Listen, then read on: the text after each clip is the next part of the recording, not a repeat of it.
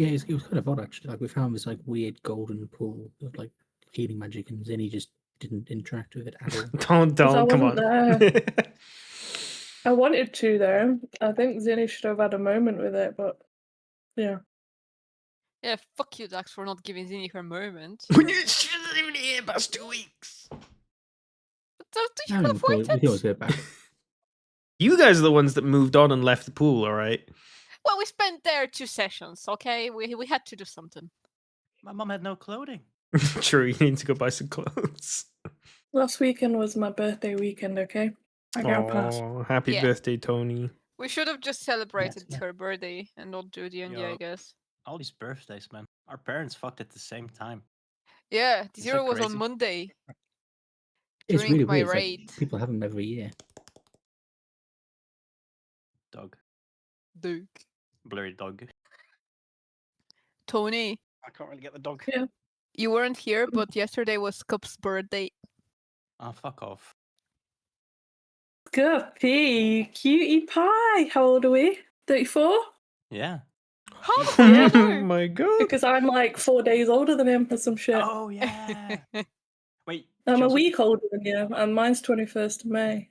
and you're also 34? Yep. That's crazy, actually. Holy shit. Yeah, so my mum and dad and your mum and dad had sex around the same time. Literally at the same time. Maybe they know each other. Wow. I don't think so. Don't think they were swingers. Antonio, 34? I never would have guessed that. You never know. They could have gone to a German hotel and never met each other at a Stop trying to bar. glaze me, Dax. German. Because as far as the pizza is told me, they're quite well known for having swingers groups in hotels. Oh, yeah. Well, I didn't Oh, know shit. that. Okay, this is good. Well, that Can we aside, get some- everyone ready to start session? The more you know, eh? Yeah, thanks for that. Okay, let's get this underway.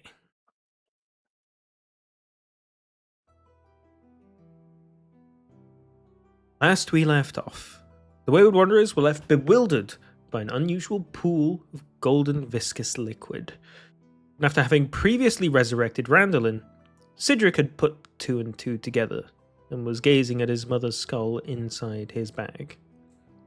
Holding it in both hands, he walked out into the golden lake as he submerged his hands in the liquid, feeling it wrap tightly around him. He felt as the skull in his hands grew heavier and heavier as his mother's full body was regrown.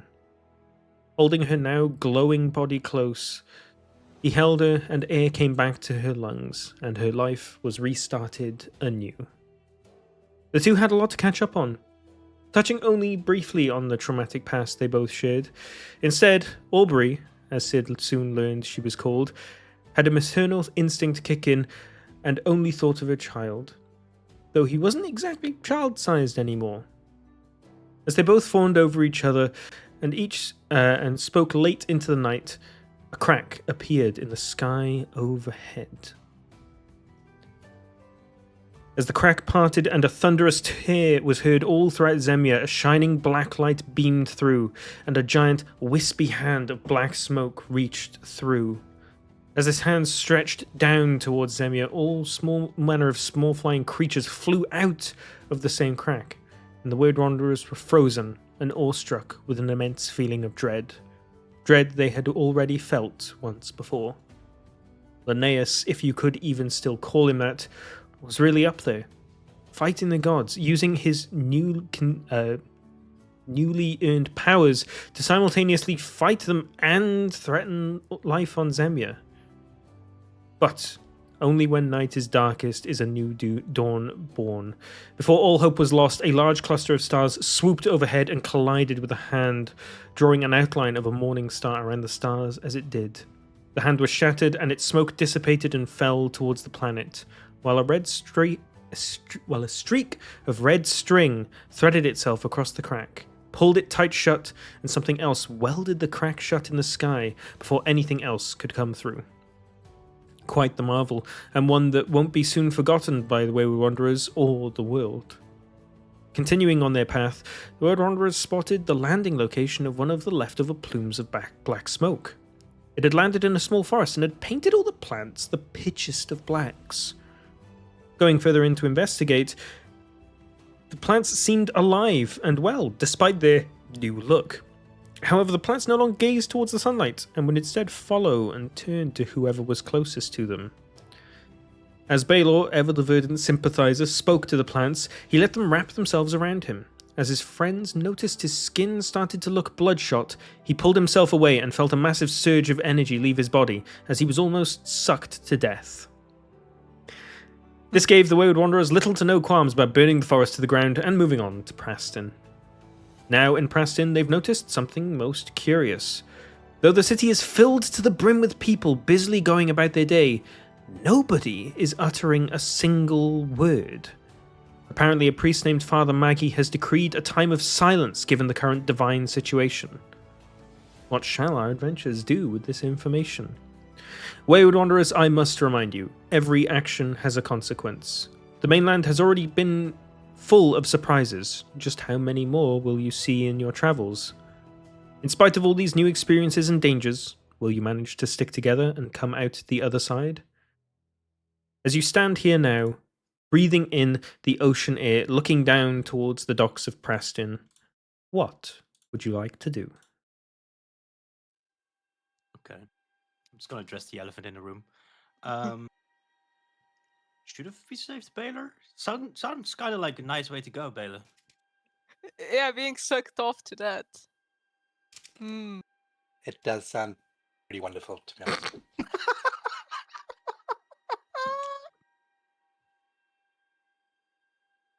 Brilliant. Oh, All right. We addressed the elephant. thank you for addressing the elephant Yeah, I had to. in the room. In the room. Is Scott's mum human or orc? Human. There's no female orcs. So basically, orcs rape humans, and then you get half orcs. Yeah. Whoa, that's dark. Or there's consent. I don't know. Sometimes there is consent. There has been many cases in the past where they're called half-orcs because when they're born, you flip a coin and that sort of decides whether they're going to be mindless beasts like most orcs are, or they're going to be capable of human intelligence. You're fully orc, but it's, you know. Sometimes it's in between. Is it though? Is it a gold coin, silver coin, copper coin, whatever it is, no coin nearby? It's 3/4. It's 3/4 of orc. There you go. Hell yeah. I'm not a mindless beast. I'm just not the. Just mindless. Yeah, just not the sharpest tool in the shed. Brightest. I was going to ask if the coin landed upright on its rim. I was going to ask the same thing, but then he finished it. Okay. Let's move on. I'm stupid. I get it. I like Shift so much. Yeah, absolutely the nicest guy I know. Don't know why anyone would throw shade at him. I would imagine if the coin landed on its side, that's how you end up with time.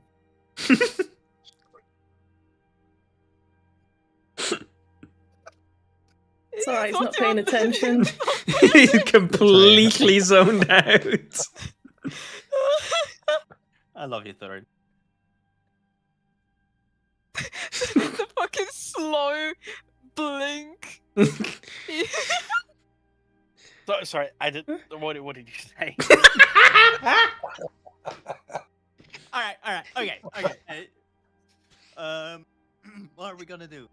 I'm trying to eat my dinner here, guys. Please. You have your dinner. mate.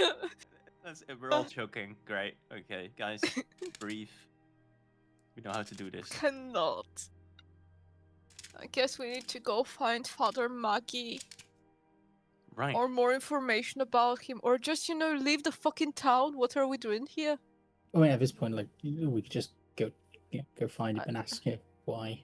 I mean, what if it ends up being like the same old,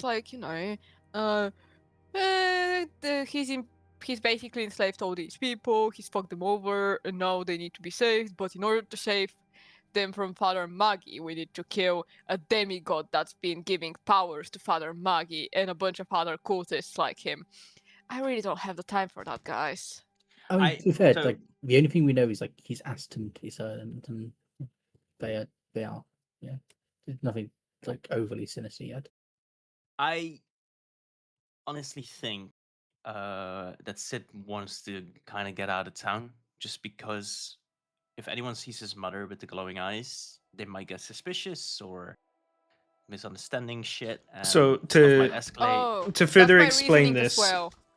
they've got golden Don't irises. go on. Their eyes aren't fully glowing. When you look closer at them, there's a very faint glow that comes off their skin. They've got golden veins, but it's only on like a really close inspection would you notice. It could just pass from a distance that they look like they have yellow eyes, but it's only when you really get a good look over them would you see that something's a to little point out amiss. as You don't well, have to say that. We just need to leave because of their golden eyes. Like, come on. I mean, I just want to point out as well, like even if somebody in the town does spot them, they're not going to say anything. That guy. That's true. Okay, lead the way to the fucking father of Maggie. Really? After this talk we just had about just leaving the town? I mean, I know what Hanksy thinks about it. She needs to leave. I mean, we should probably at least warn them about the forest fire we started, like outside the town. I don't think that's our problem now, is it? You know what? I'm agreeing with the crazy person there. Like, I usually wouldn't, but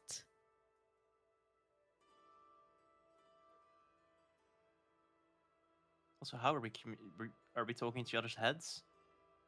I'm pretty sure before when we got to the town, I cast basically the spell that makes us talk into each other's heads. Okay. Rari's telepathic bond. Yeah. All right. Shall we get the fuck out of here, guys? I mean, I kind of second that opinion. Like, they seem happy. They don't. It doesn't seem like it's a problem for them to not speak. I mean, all I'm getting right now is that these people are just fucking weird. I don't see anything evil. I think we should just fucking go.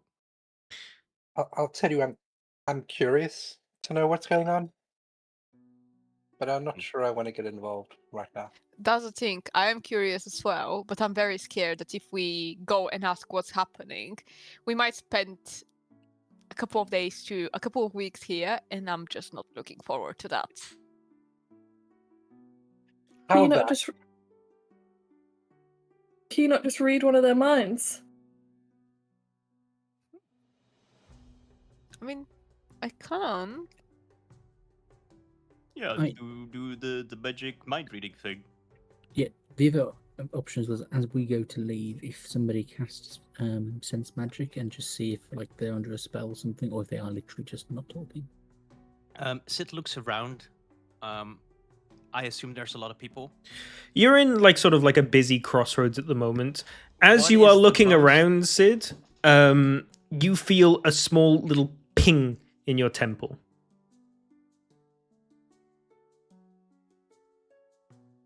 I look around. You look Someone just- around and Throw a pebble at me. What's going on?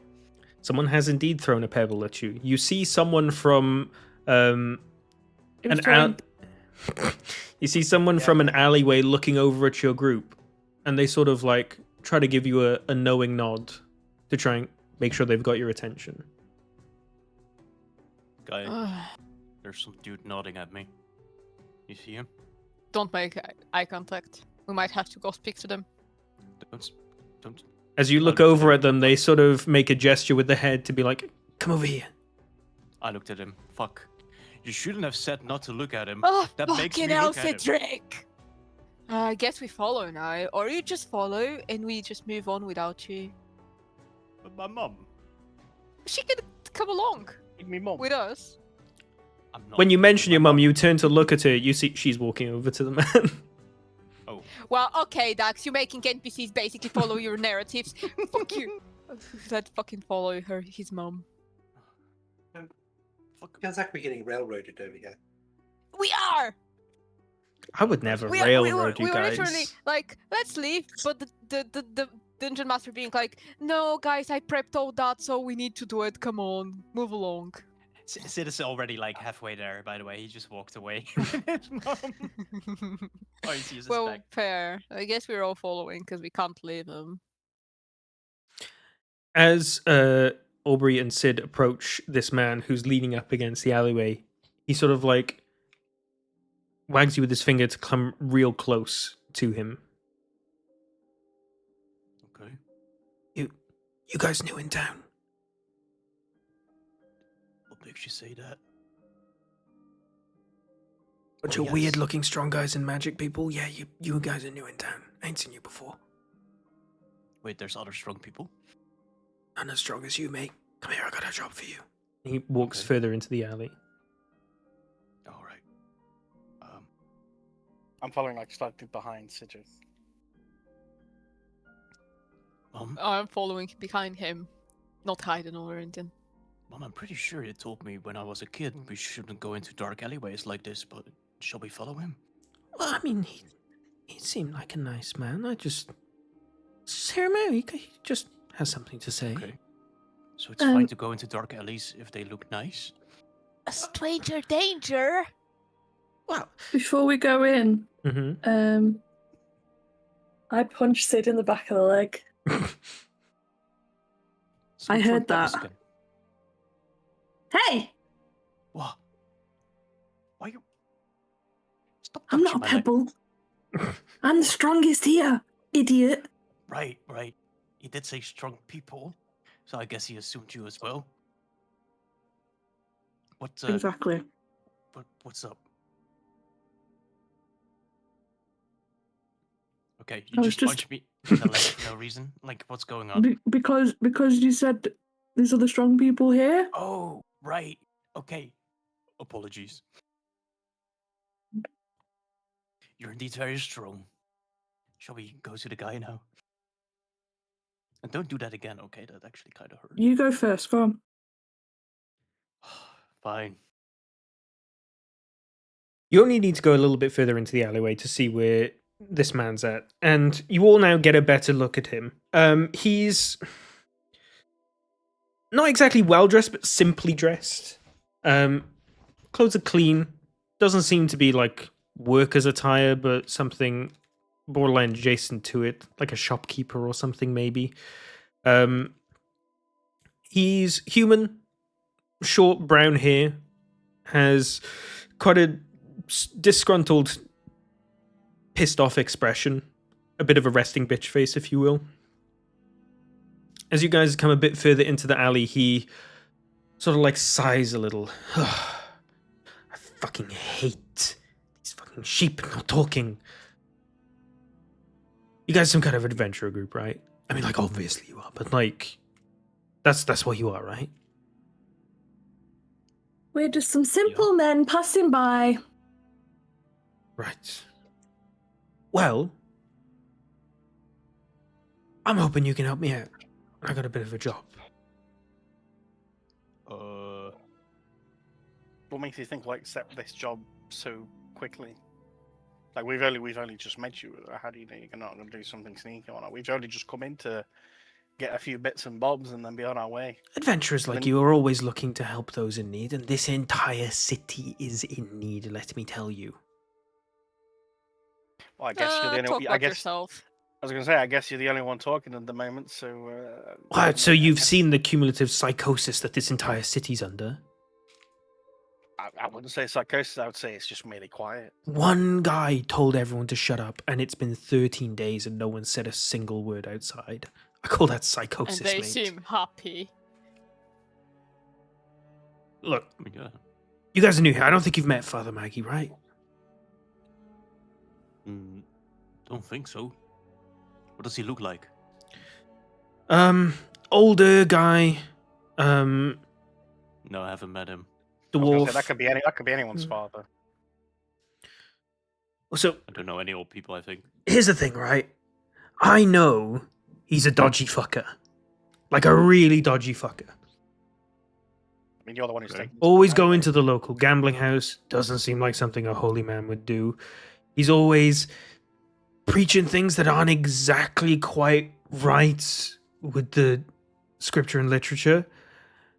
And when this all happened with and he just points at the sky, and you look at the, fucked up sky overhead. When this all happened, he was stressed the fuck out. And then a couple of days later, he told everyone we're having a moment of silence. Okay, so let me get this straight. He's basically just a bad person who got kind of scared when weird shit happened in the sky. Not just kind of scared. He's muffled an entire city. People aren't allowed to talk because they're all too scared about everything that's going on. There's nothing wrong with talking. The silence does nothing. I need you. We just need to, because I know he's a dodgy fucker, but we just need to prove to everyone else that he is as well. Can you we could talk to him, I go suppose. sneak into his place, find something incriminating? I know you're going to find something. Okay. Once the hold on. people see he's a dodgy fucker, people won't be afraid to talk anymore.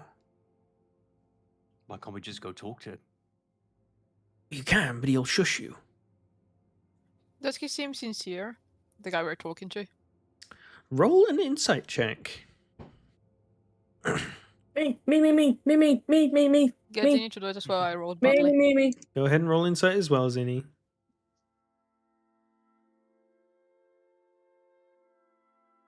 I've got Giga Insight. Wait, do I roll with advantage then? No. Nice try. What do I do Right. then? You To just- get my Just Giga roll. advantage. Well, you have Giga Perception. That's the thing you got when you leveled up.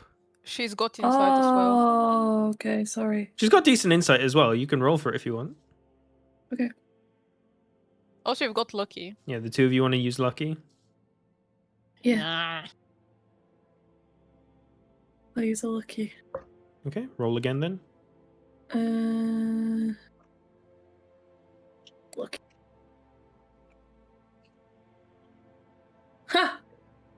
Oh my god. We're counting with our insight check. Like both of us have +8 to insight, and we both rolled like shit. It's rough. I got +9. So, You do? That's a Oh yeah, fact. you do. as you guys take this man in, he seems deeply frustrated. And Alright, can I do perception now? seems deeply frustrated and annoyed. He seems forthright for the most part, and you can tell that there's a lot of not necessarily well-meaning intent, because he's asking you to essentially rob someone, but Yeah. he's got a lot of conviction behind what he says, and you don't feel that he's lying. You can't speak to his character necessarily, but you don't feel that there are any lies being told. Yeah. Actually, you guys should talk since you did the insight.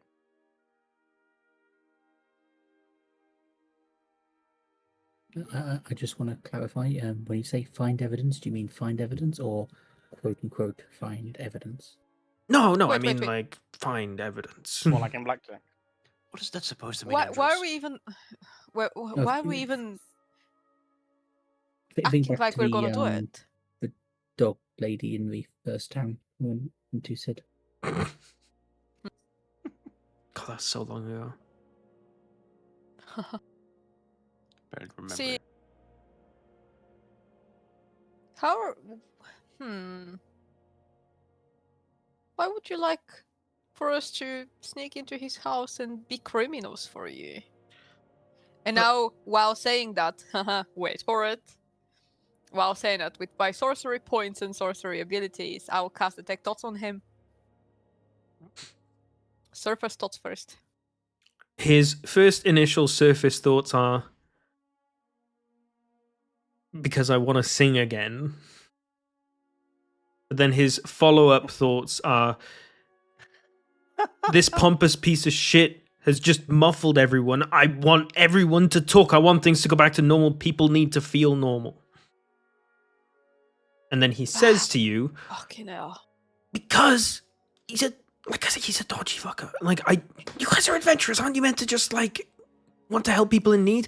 Everyone here has been forced into something. We're not on the job right now, okay? I'm not an adventurer right now. Let's not shout. I don't want to You know. Well, first of all, What makes you think that we don't have our own things that we need to do? Well, look, That we're just here to serve you? I we got a don't lot think of so, stuff going on. and that's why Yeah, I'm so many things. offering to pay you. Oh, now we're talking. Go on. I don't think What am I there's hearing in his anything, head? I don't think there's You anything just you can hear say that him would sway us. thinking to himself, "Oh shit! Oh shit! Oh shit! Why'd I say that?" Okay, buddy, let me stop you. Let's be real with each other. So, first thing first, and I'm saying that on the lower register. Mhm. So, let's be real with each other. First things first, you just really miss singing, don't you? You're one of these performers, I guess a bard or something. And second thing, you just think that it's unfair for everyone else to be experiencing what they are experiencing. So, technically, you want to help them. Why don't you just say that instead of just trying to make us be criminals? Like, yeah, we can do that, but you can be straightforward with it. Also, I know that you can't pay us, so let's not lie to each other. Oh, okay. Lady, I don't know how you did that, but that was very cool. I'm But very talented. I'm not just some bard. I walked Connell and Brightburn out on stage, alright? I've been doing this shit for a long time. I know. I All right. need to sing again. Okay, all right. Guys, I'm totally down to just leaving this town right now. Parnell and Brightburn is her boyfriend. And I point at Anxie. And you see Anxie, basically her face just drops to the floor. She's like, He rolls his eyes and instantly doesn't believe it. Yeah, I don't believe her. I mean, we do know the guy. but- no, she's not correct with that one. Anyway, you know, I can fact check what you just said in a blink of an eye. I don't even think Cornelian responds to her anymore when she sends like those magic key messages to him. Could you imagine? I mean, yeah, you can fact check him. I'm Stormy Hammer. Stormy Hammer. Okay, just a second. What's Stormy. your name, Stormy Hammer? Where did you get that from? It's like a stage name. What am I hearing get in his that. head at the same time? Am I hearing like basically him shitting his pants or? You can hear him being like, I know I'm a no name, but God, I fucking wish they heard of me. Oh, buddy. Stormy Hammer. Stormy Hammer. Stormy Hammer. And then I'll send a message to Colonel and being like, currently, has a guy, bard named Stormy Hammer basically opened for you in one of your concerts. And where are we currently? In Preston? Preston. Oh, he's in Preston. Like, no one's speaking because the mayor said so. Well, the father. That's all. I don't give him much information. I just, it's very light-hearted. So, do you like sing songs about hammers and storm and stuff? Well, I kind of sing songs about anything, but I use a lot of thundering magic as sort of like an extra kind of percussion, you know? That's sick. Can you sing a song about me? I would love to if I That's was why we had some allowed to sing PTSD. again. I was gonna say, I swear we had some PTSD about some kind of stormy people before. Wait, what if the price that he has to pay is to write a song about Zinni? Honestly, I'm into that. Oh, I just thought we were really cool. The strongest gnome of the land. Yeah. Had money courageous to do his job as well. So we could break and enter and like find the evidence and all that, but we could also frame Carnellon for breaking and entering while we're doing it. Now we're talking. There. We're talking. As much as I like that idea, great thing, by the way, Andros. Love it. I'd say we just go talk to him. I don't get why we need to break in and do anything of like that. Let's just go talk to the guy.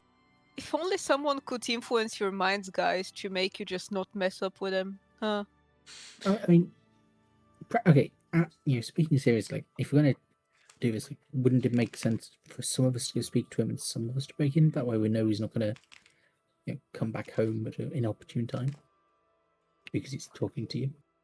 Well, what if he's at his home all the time? Well, What if the ministry or whatever is his home? I mean, people have accidents and such. See, this is You're already saying where we want to make an accident. Anxie, Again. eventually, Carnellan's message comes back to you. Don't know anything about Preston, but yeah, I know a Stormy. I think it was Hammer. Use a bunch of like lightning as drums. It was kind of cool. He was an opening act once, way back on Shokiran somewhere. Okay, he's been fact checked. He does remember someone that Stormy might have been a hammer using lightning for. Wait, you drums and actually stuff know like that. Carnellan? Yeah, man. Yes, we do. It's not a big deal. He's not that great. Yeah, I well, told you, I it's think her he's great. boyfriend. We don't put labels like that, okay? He's open relationship. looking quite curiously now at you, Anxie. Because Carnellan very much has a reputation. Oh, does No, he? don't. What, Don't being a look at me slut? like that. Carnellan, quite literally at the end of each of his concerts, picks a young elven woman out of the crowd and teleports away with them. Fucking knew it. He's a slut. See? He did No, this in no. the concert that you witnessed as well. I know. I figured out what's happening. See, no, none of this has happened. I'm just friends with the guy. Cool. Let's move on.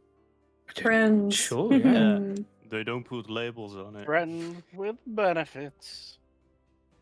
Why am I getting bullied right now by you guys? Like, are we doing this fucking stupid job or are we leaving? Because I would like to move on. I would like to hear a song about Zinni. I think that's great. Okay, so we're helping. Tell wait, us more wait, about wait, the wait. father. Stormy Hammer. Stormy Hammer? Is that your name? Stormy? Yeah. Stormy Horn. Quick question. Are you a part of a cult by any chance? Great question. Yeah, good one. I would make a did the joke, thought say? but no, I'm not. No. Can you like? Is it trustworthy? What he just said? You still don't really detect any sort of lies in his speech or anything. What did the thought say? Oh, his thoughts? He's like... his thoughts are... Well, there was that one time when I was still a teenager where I hung out with those people in a barn for way too long. But yeah, that was ages ago and I haven't seen them in decades. You haven't seen them in decades, you say? Huh. I don't know how you keep doing this, and don't get me wrong, it's really freaky and cool, but can you, like, please not? Well, right now I'm just enjoying it. But sure, at some point I'll stop. He, like, rolls his eyes and has a smirk on his face. All right. Well, can you just point us in the direction where we can find this? What was it again, Maggie? Father Maggie. Father Maggie. Father McGee. He'll be down at the local church, close-ish to the docks. Not exactly there, And where's but... his home? Well, he lives in the church, but in one of the back rooms to it.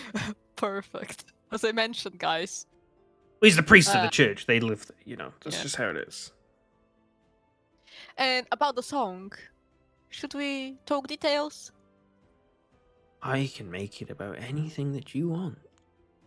I want it about my friend here. I can ask your friend a number of questions on your return once the job's completed and form a song out of that. And how can we make sure that you won't lie about it?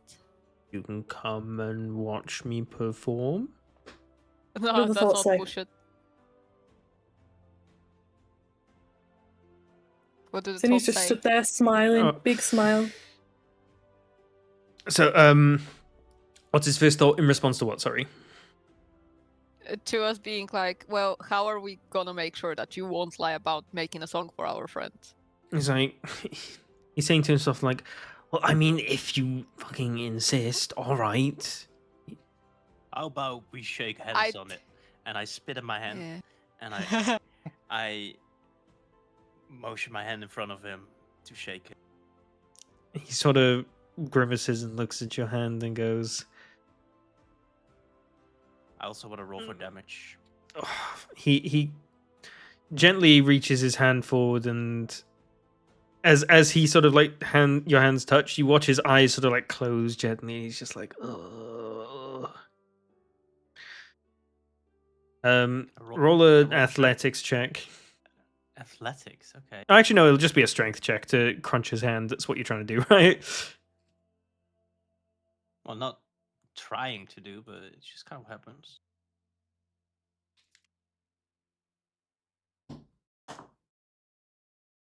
It's been a while. I did a handshake, all right? So I had to do the strength check. You beat the bard's 12 on the die. Go and roll 1d4. Yes.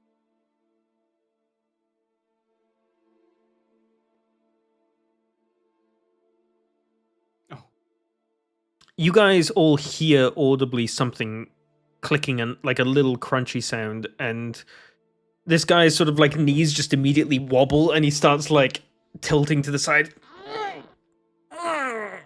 oh shit! Sorry, my bad. Well, I don't put break my him. I put my other hand on his shoulder, and you see a faint glow coming off that hand, basically on top of his shoulder, and I do a little shit. What's it called again? Lay on hands. Lay on hands. Yeah. Basically healing him back up. Oh, oh yeah. Now Cedric has Giga healing because of well, he went into the pool as well, the golden pool. Yeah, basically, City, Cedric! I have these charges of lay on hands as a paladin, which is like tiny bits of healing, but for some reason I now have 1,000 charges of it. Have we seen it in action, or is this the first time? You guys have seen Sid heal before, but I'm not even sure how much Sid realizes that his lay on hands pool has 100 It's all times. intention based. Yeah, like I was just apologizing to the guy now, and then accidentally I heal him. Cedric, how did you do that? Do what? Look at him. He's not hurt anymore. Whoa. No, just my pride now. That's gonna recover. That was already broken. We don't need to talk about that. So you're not getting that back. I don't know, Zinni. Angsty keeps telling me I do magic, but I don't know. Stuff glows sometimes. Get over it, okay? There's no magic here. There is lots of healing magic in there, Buff but sure. glows.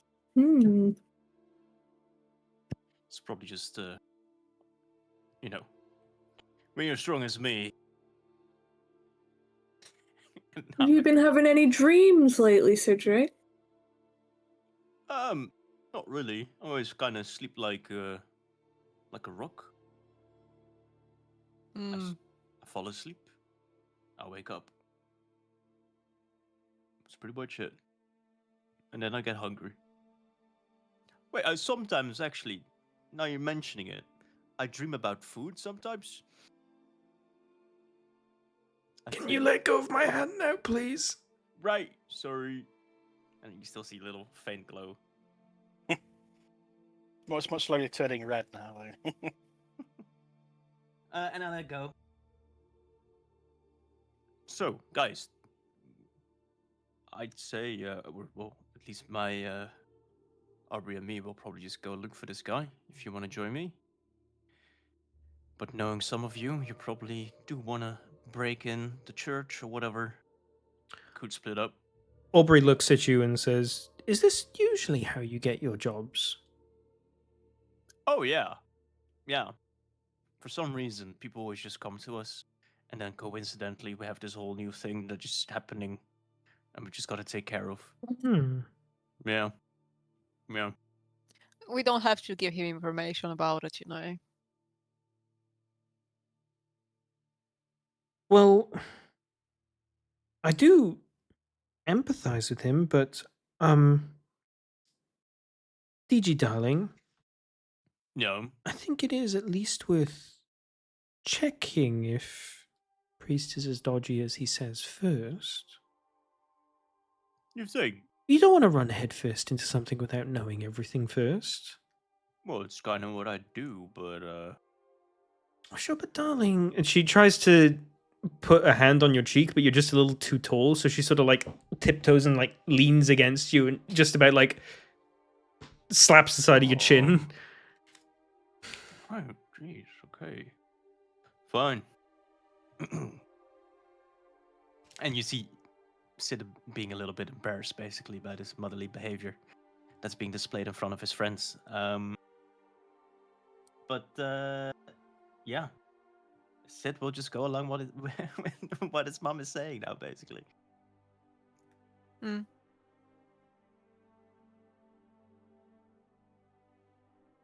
That's a clever boy right there. Your mom is literally ducks. Mama knows Sorry, best. I was gonna say you should pop the wig back on. My mom knows best. Mom, Fucking hell. stop it. So please. cheeky, that guy. All right, well, guess we're breaking into a church. Yeah, let I me like do the sound of something that. beforehand. How big is this town? Is it? It's a Would city, it be? and it's a pretty well- decently sized dock city. What's the difference between a town and a city? Anyway, it doesn't matter. Okay, so how long would it take us to get there? You walk out into the crossroads again and look down towards the docks to see if you can spot the church. The moment you do come out, by the way, Randy gets your attention and just goes, guys, and then immediately just brings it, like twitches and brings his arms in, just like, oh, shit, I shouldn't have said anything. Just like he's munching on a bunch of food from the street vendor that you got information from. He's like, he points at it and goes, oh, God. And Randy didn't follow you into the alleyway. He doesn't know what's going on. The guy just wanted some food. Can someone be his babysitter most of the times? Like, maybe Andros, you should be his babysitter. He was with you for so long. You're like, so close. Not it. I Not know. it. That seems No, like it a very should be bad him. idea. He had him in his back. If only the group had someone who's really, really good at perception checks to try and see if they could spot where the church is. Oh, me. Go ahead and roll Also- perception for me, Zinni. Also, a cleric, by the way. Could Also, Zinni get A woman. advantage? So could Zinni get advantage on perception if Sid holds Zinni up? Oh, you know what? That's a natural 2, by the way, and you still rolled a 14. If you stand on Sid's shoulders, you can get advantage, so you'll get a free reroll.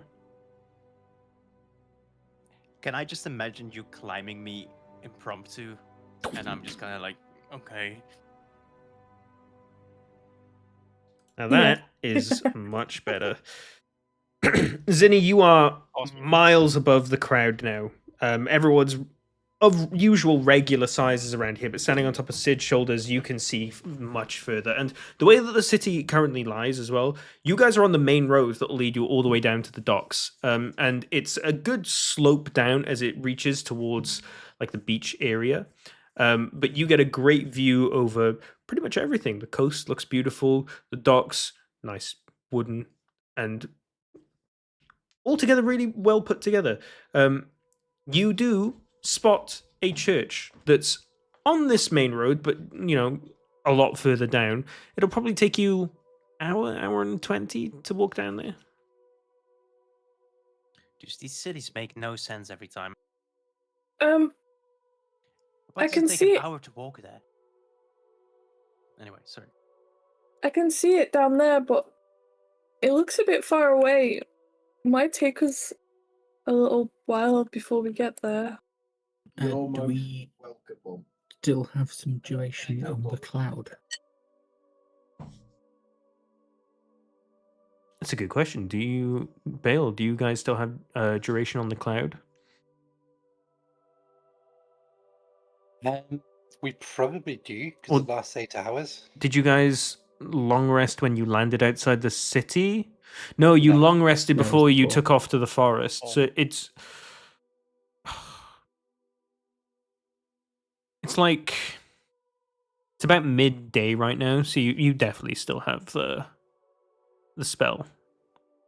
Oh, I think we just do that then. Just find an alley and nearby church. We get there. Sounds good. So, Zinni, for the uninitiated, this is Baelor's Windwalk spell. I'm not sure if you remember it from before the fight or not, but you guys basically spend a minute concentrating and poof, turn yourselves into spectral Cloudian versions of yourselves. You guys fly up into the sky, and Zinni leads the way down towards the church. Great. Moving like this only takes you a matter of minutes to make your way down to the docks of the city. You guys land, like you said, just in an alley somewhere, and spend a minute transforming back. And you're once again yourselves. How long have we been in the town for? For like 20 to 30 minutes. Okay, we still have telepathic bond. Yeah. Thank you. How long does that What are last? you thinking, Baylor? Hmm? The cloud. Oh, yeah. Even We've though been it using wasn't it all your day. idea. You guys have been using it since like 6 hours ago. It's a spell that lasts for 8 hours. Yeah, but I'm saying great thinking to come down here and use it when we're an hour away. Ooh. I'm not going to fall for bait.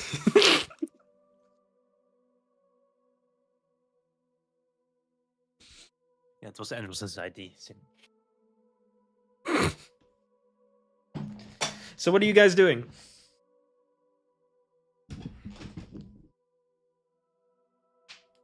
I guess we're Flying through the air, I would imagine. Oh, you've already Mm. flown and you guys are now like, you land in an alley, you've transformed back. You're not too far away from the church now.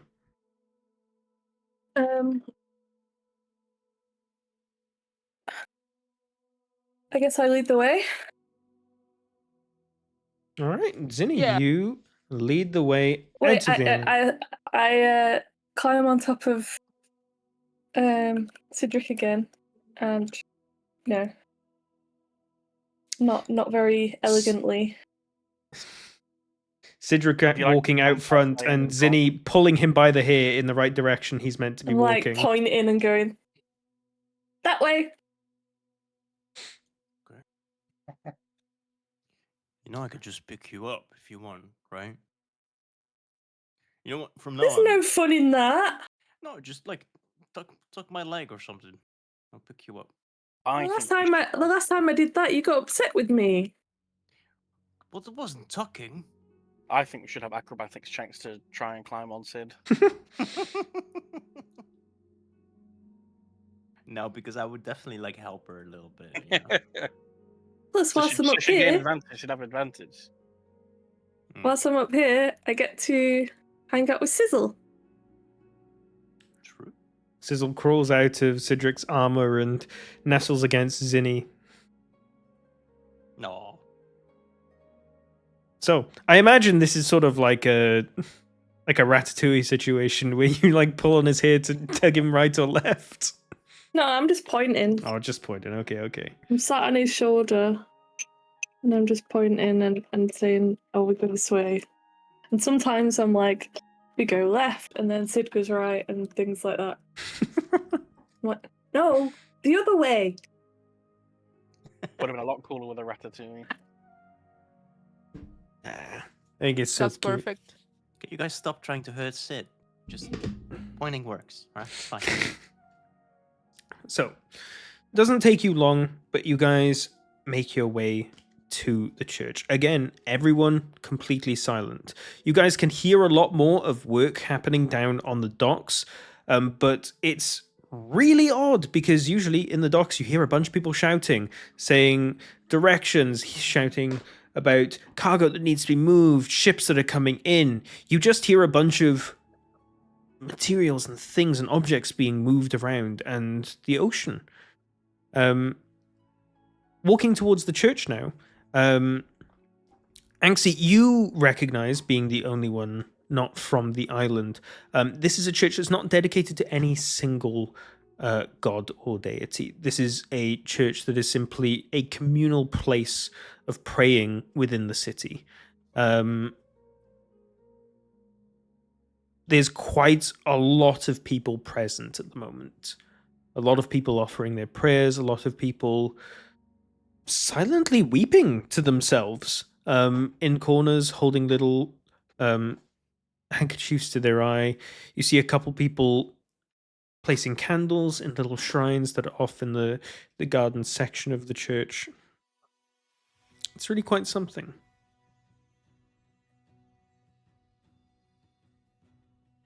What about a perception check then? Go ahead and roll one. Oh, I'm on Sid's shoulders. Go ahead and roll with advantage. Oh my god. Such cheating. So, on top of Sid's shoulders, you take a look out now, and you just sort of take stock of everyone that's in this place and seeing what's around. You notice a rather wide and large cistern in the center of the church, and a lot of benches and pews around the place. You see a couple different stained glass portrayals of different symbolizations of the gods, and you see quite a few different people in some sort of like holy attire that are walking around and attending to people and sort of like bowing their heads when they meet them, ushering them into certain directions, all without saying a sound. Are any of these Sorry, continue. symbols a two-ended scythe? You do, in fact, see a double-ended scythe inside of a circle, which is, in fact, the Bone Maven's symbol.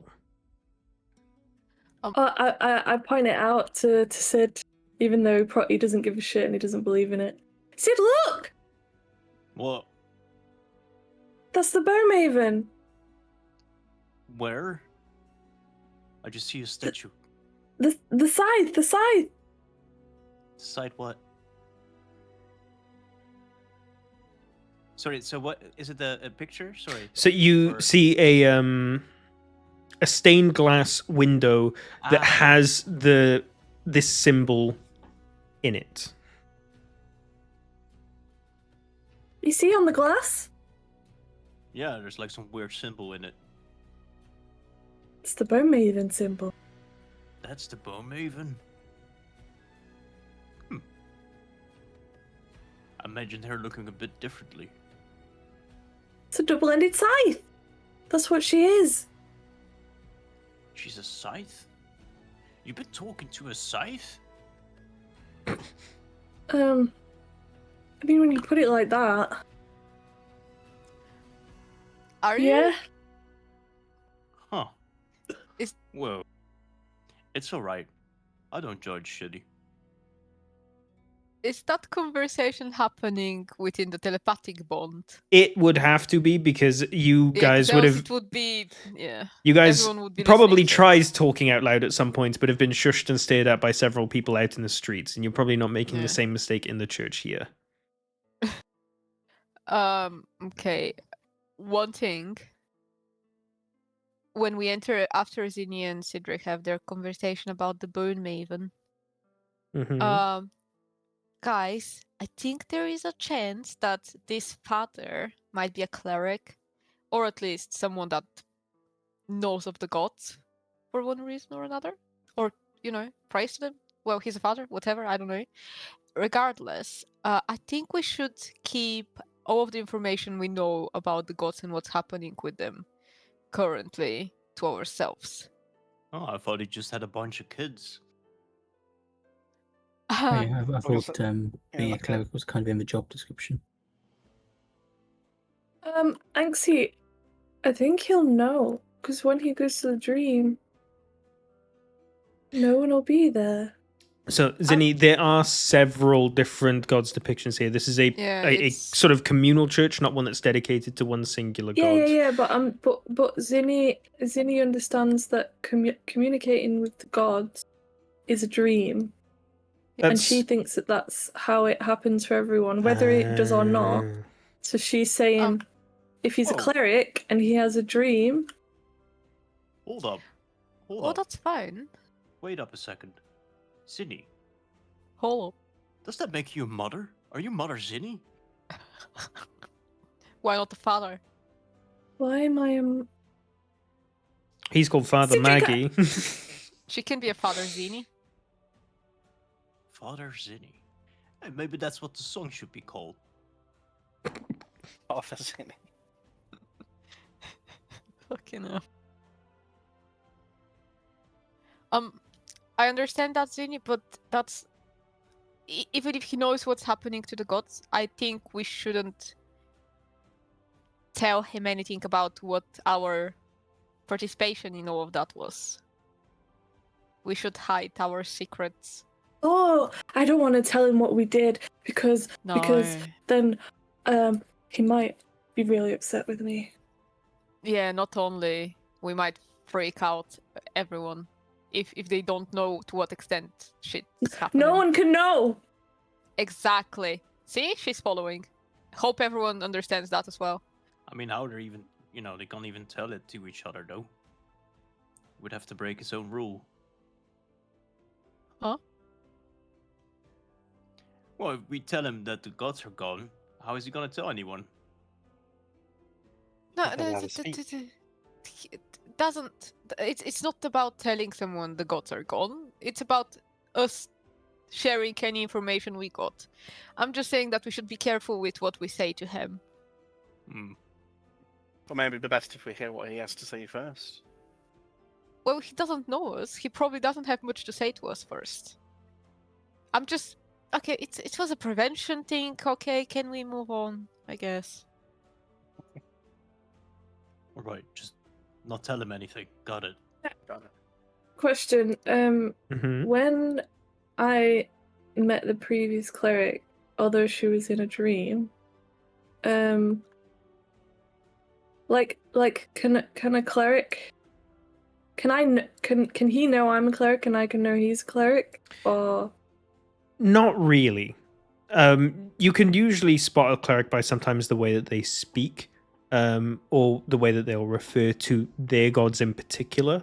But even still, it's hard to tell a cleric apart from just a servant or someone who's a priestess at a temple. A cleric is someone who's specifically been given powers to help. So unless you saw them in action, you wouldn't really know. You'd be able to tell like which one they worship above others, by like their mannerisms maybe. But you wouldn't know for certain that they were a cleric. okay.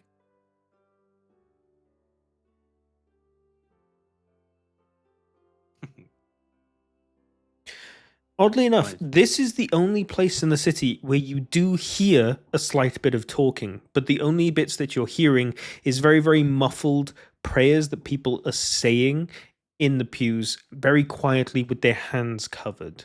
So you hear like faint whispers around the church, and that's about it.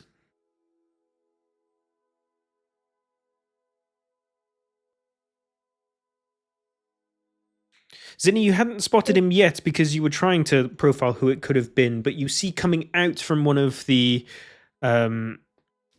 staff-marked doors a older priest in white gowns with short, scruffy hair and a rather disgruntled look on his face.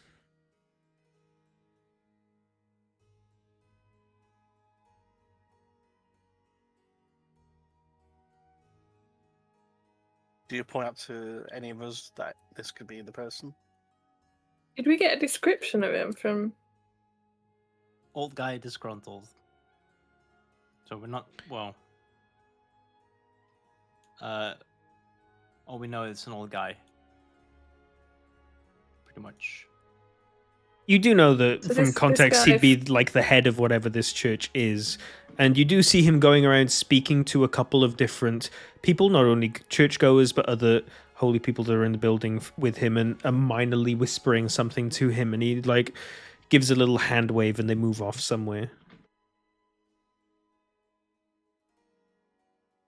Zinni points at him. Would you not like to Think- speak to him?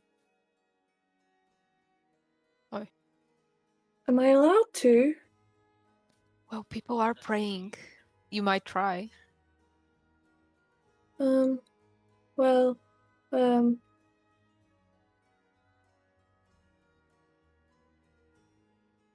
if he's a cleric, then I want to ask him some things. If I'm allowed to. I mean, that's what I've been saying from the start. Just go talk to the guy.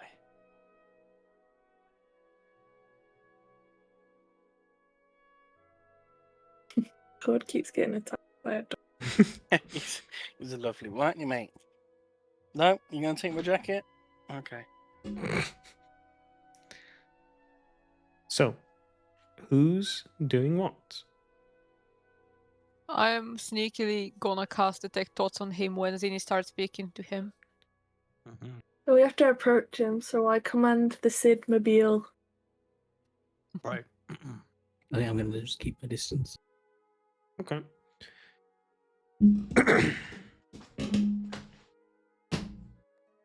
So, are you staying on Sid's shoulders while you speak to him? Yeah. No. Sid, Because you I would end climb up being down quite a when we bit get taller there. than him. when we get to him, I climb down. Okay.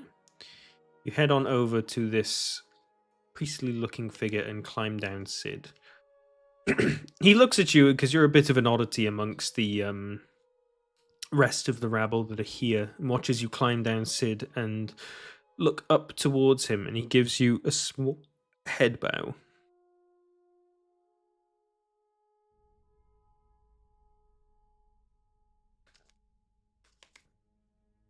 May I speak?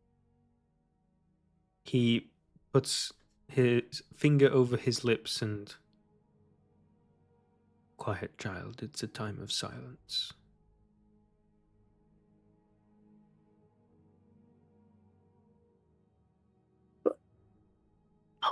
Why? You... Even just with your passive insight and Anxi's as well, you see him not fully eye roll, but him look quite pissed off. And he kneels down to you. Goes on one knee and comes close to you. Because this is a trying time for the gods, and we must all bow our heads and pray that they will survive.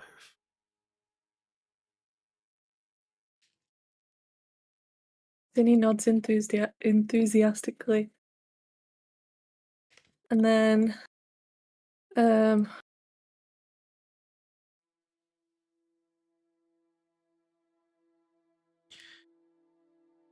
Before you do that, Anxi, you cast Detect Thoughts before this conversation started, right? Yes. As soon as Zinni walked over to him and started climbing down Sid, the first initial thought that you read off him was, wow, that's a really small gnome. fuck off, I'm tall for a gnome. And then as Zinni speaks to him, you hear him groan in his own head. And it's like, why don't these people ever shut the fuck up? Goddamn. Zinni reaches into a little pack and grabs a pen and paper or something and writes, I'm a cleric too. And he grabs it back, starts writing, and hands it back to you. And it reads, then you should know better than others to be quiet, or you shall be smitten. While that's happening, I've said to all of my friends in our telepathic bond what I've discovered in his thoughts. Are you sure? Because that'll probably piss Zinni off. Well, he's not very nice to her, is he? True. He can suck me the fuck off. Anyway. Sure. As he's writing Zinni's notes, by the way, Anxi, you hear in his thoughts, why won't these lowlife reprobates just leave me alone already? Oh, that's being said immediately as well. Saying, I don't think this guy is a good person.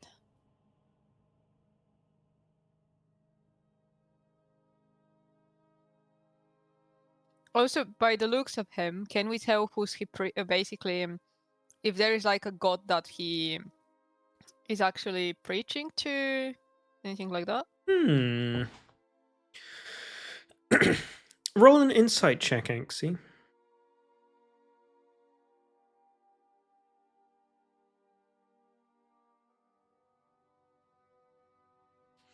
As you gaze this man up and down, even you feel a little odd as well, because you know a decent amount about all the gods. Not all of them to a crazy degree, but enough to sort of like recognize this sort of specific traits.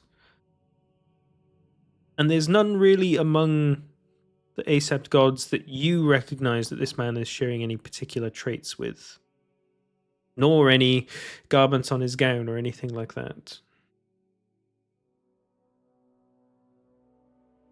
The more that Anxie tells Zinni of what he's saying, the more she scowls at him. Zinni, Hmm? I can't tell if he's an actual believer of the gods. Can you maybe ask him which Acept he's basically preaching to? Or believes in? Okay, I write it down.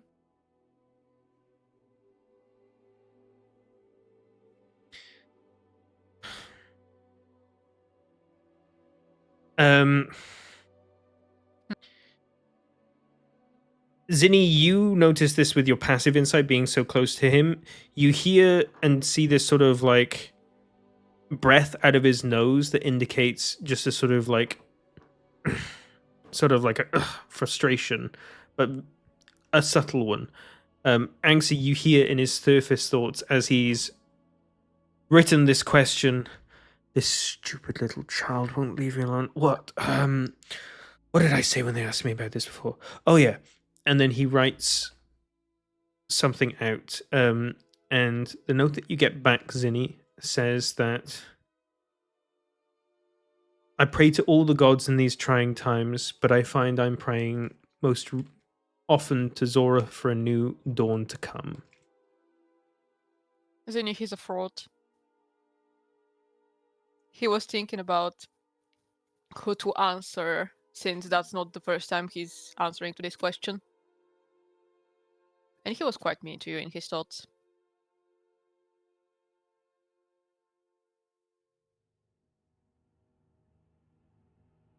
I don't know how to approach this, honestly.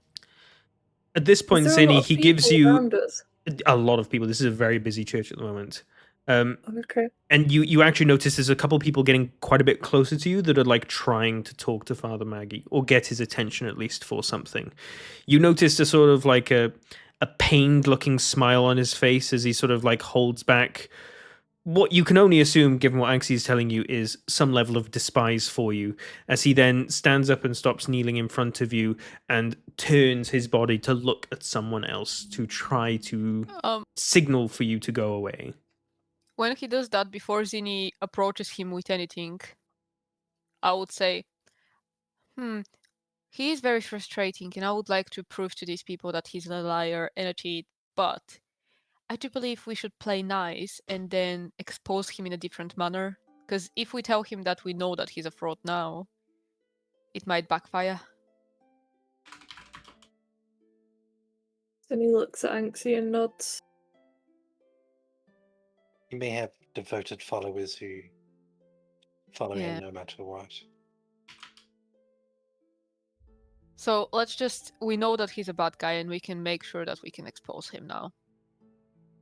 But how? Well, that's a hard thing to figure out, isn't it? I guess we can try and have someone sneak into his home. Someone's sneaking to his home. You called? Exactly you. I'll also help you a bit. And I'll... wanted to go as well, by the way. Oh, did he? Oh, I'm like fully enthusiastic that I get to do this.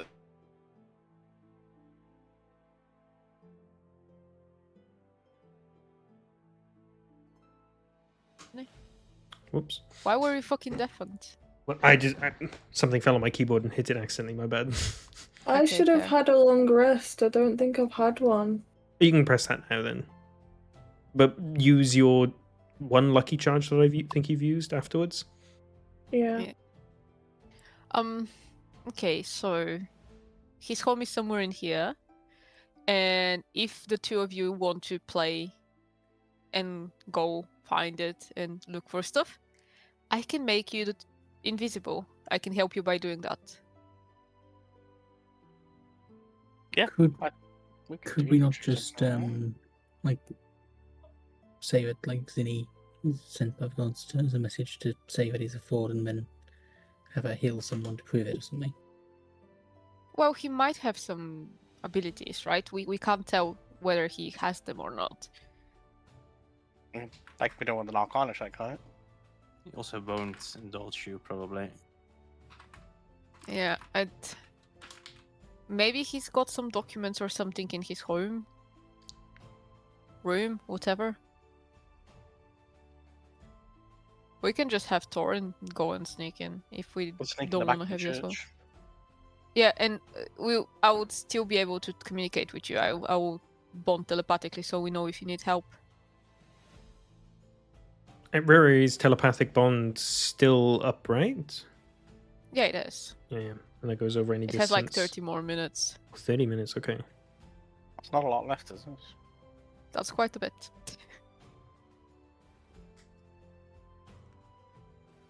I guess as this happening, maybe I try and like slowly like holster my way out of the church. Or Wait. do I try and, It's his basically sleeping place is within the church somewhere. Yep. That's what the guy told us. within the church. Sidebar. Yeah. Mhm. So, do we do that? Do we send Torin alone? Do we send Torin and Andros? What do we do? Yeah, That's to be honest, Andros' plan. No, Andros, you had a plan as well, right? I've got a few plans, but yeah, depends how much you like them. Let's hear them. I think we just like me and Tom could just go to begin with. Okay, Best yeah. plan. Rose for life. Okay, well, we are deciding how just sneakily, because I don't know whether we are being watched, cast invisibility on the two of them. I'll basically upcast it, so I cast it on two people. Hmm. Oh boy. Is that a So stealth check? you are in an immensely packed church, and though while no one's directly like studying you, you are within Okay. dozens of people's peripheral vision. Okay, we should then go out and do it there. I mean, we could just like head towards the back, maybe. What? Wait, what? No, I presume there's like towards the what? quiet part of the church. Yeah. Well, we might be looked into, right? I was. Well, is there a place we can go to around us where we wouldn't be around too many people, and I would be able to cast something on them? The church do we have has to like a gate, a fenced off courtyard that this thing sits in. There's quite a lot of greenery out and around the back of it as well, where you can probably at least find a much more secluded area. Okay, we do that. Okay. You head on out and around, and you pass by a couple of different shrines on the way. You also, in the very back of the church, see that there was one acept that wasn't accounted for in the church, which you know of, Anxi, and that's because they have a mural painted on the back of the church in the greenery of the garden. And you see a picture Is it? of a large ember tree, one of the symbols of Agriphis. Okay, I will tell everyone that. And you see a Hey. couple people out here that are sort of like sat down in a praying position with their eyes closed, taking in the nature of the garden.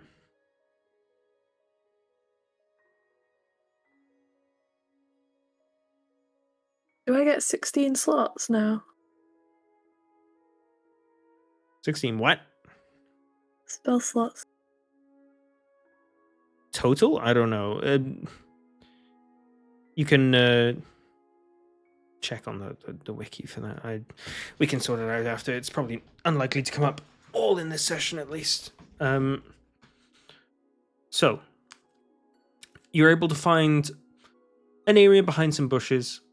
Who are you casting invisibility on? Well, it might be better to do Andros it on and Torin. Andros. I can do it in both. Shut up, I've cast it. It gives you advantage on stealth checks, so just take it. Yeah, I'll take it. Okay. Yeah, Tyne might need the advantage. To be fair. Yeah. So you two are invisible. What's the plan? Can we see like where we need to go? Is it pretty obvious, or we just need to start looking around? I think since you're still all bonded up, everyone can roll a perception check right now. As you are all simultaneously looking for an entry point. Brother, that's a nice not 20. I must be seeing it. I won't even roll. Zinni's probably still going to score higher than you. Oh shit. And Trying that's to still a figure critical out- success. Yeah, I know. I'm trying to figure out how many spell slots I get. I'll should tell go you in a side. second. So, 16. oh, you do have 16 total. Thank you. Okay. Yeah, because yours is the same as mine. Thank you. Anxie and Zinni, you both simultaneously spot up in the church, much higher up, above where the stained glass depictions are, you see a couple of different balconies up close in the upper levels of the church.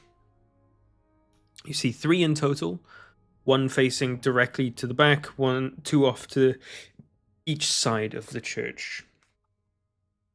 One of them has an open balcony door, the other 2 are closed. The one that's open is the one that's facing directly behind. Quick question: can we take actions while invisible, or does that break it? You can take actions, but attacking breaks What about invisibility. spells? Non-hostile ones. I believe casting a spell will break it as well.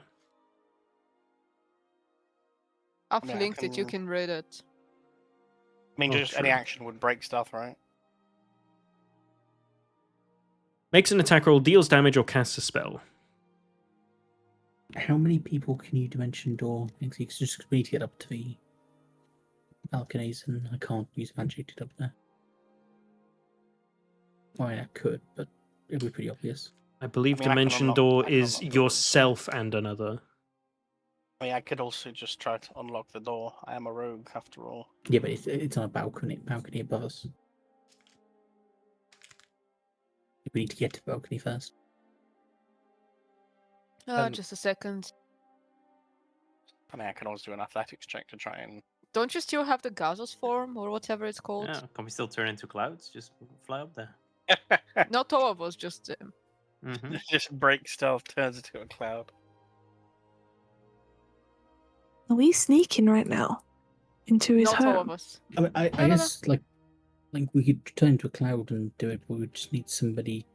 Well, I mean, actually, I could just we can get up there. We just need someone to distract people so they don't see us like flying up there as a cloud. I mean, how high is it, the balcony? We're talking like 50 feet in the air. 50 feet. Yeah, that's not even... Sorry, why are we sneaking?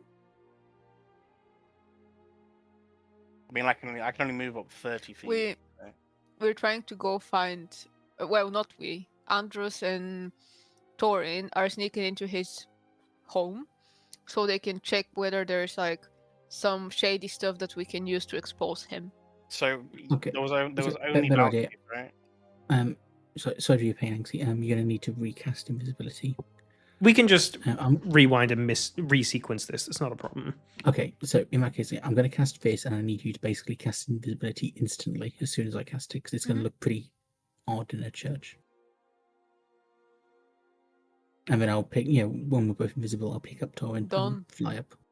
So as we were in the church, there's just a balcony and some doors at the top of the balcony, but there's no way of actually getting One of to the balcony balconies itself. has its doors open, the other two has it closed. Can I wait before you go? Can I see them? You can know where they are, but you're telepathically linked still as well. But as far as we know, there's no way to access. I want to cast a spell on them before they go and do it. What do you want to cast? I want to cast.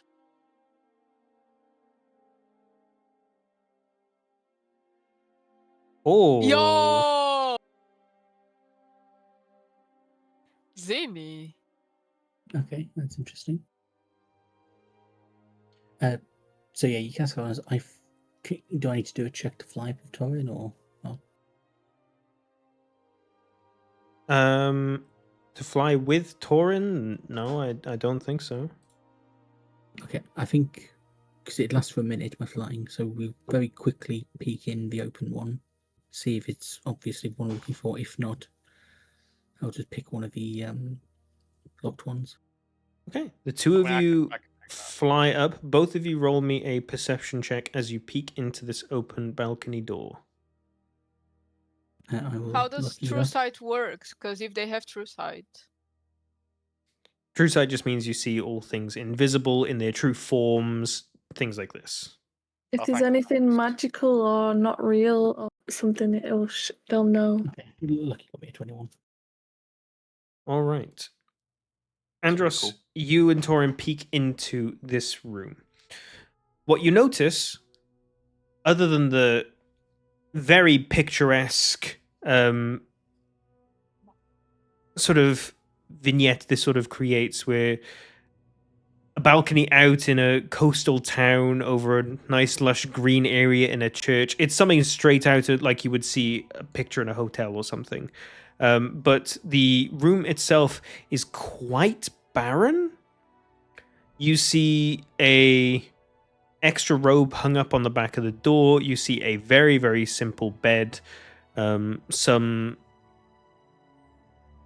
books stacked on a desk. And that is all you see in here. There is obviously a door that would lead out somewhere, some kind of hallway or stairwell or something. But that's what's So- in this room. Now we're up on the same level as the other two doors. Can we look at them? Are they both, is like one more ornate than the other one, sort of thing, or both the same? There isn't. They're both the same kind of door. Is one more like central or off to the side, sort of thing? You are currently looking into the central one. The other two are two off to the side in one left, one right. Okay, I'll just set Torin like pick left or right. Well, left is lucky, am I right? We could go for the left one, I think. Okay, quickly fly over to left before my thing runs out. All right, you fly over to the left. The balcony door is locked. The curtains are drawn on the inside, and you can see some cracks inside the room, but you can only really make out the walls themselves. If you want to do your thing, Torin. I'm going to use my lock picking skills, I think. Go ahead and roll me a check for picking locks, whatever that is. I'm pretty sure it's using the lock picking kit as an action on your sheet. Down the bottom left, I think. Yeah, I'm just double checking what it is. Inventory. It's inventory, yeah. These tools. To pick a lock is a DC 15. To disarm is a DC 15. So it's a dexterity check. Mm-hmm. So I'd have to get 15 to unlock it, basically. So it's a dex check plus your proficiency bonus, I believe. It is. Go ahead and roll. So what, 21? Torin, you don't... Oh, sorry. Andros, you don't see Torin, but you hear some silent, tiny little tick, tick, tick, tick, and you hear a lock unlock very quickly. Pull the door, open the handle. Almost too good. You two heading inside? Yeah, very slowly open it and peek inside first, I think. This room looks quite similar to the previous. You see a bit more furniture in here, though it's still somewhat sparse, as you'd be expecting of priestly figures.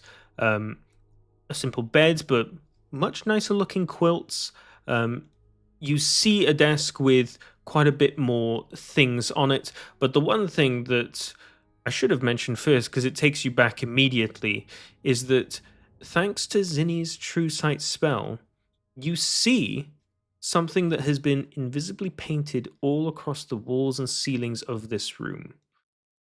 You see an incredibly large, winding snake, painted in black paint that would be, invisible to the eye had you not had this spell cast on you. Do we Can I do- notice anything odd about this? I mean, obviously, with it being magical, with us having true sight, but do we notice, like, did any of the owners know what it could mean? Both of you roll a history check. Hmm.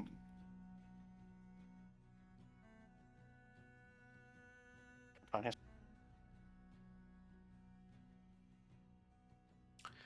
Torin, you don't know too much about the gods because there hasn't really been that much study on your. Well, you grew up on the island where there wasn't any gods in the first place, but at the very least, the most obvious of stuff, the most plainly accessible information always came through to you.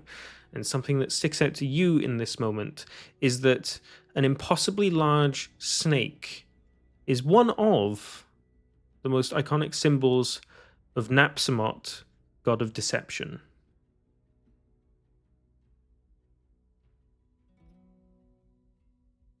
Okay, well, Are we still tethered in terms of Mentally, they speak- yes. that we'll hear them?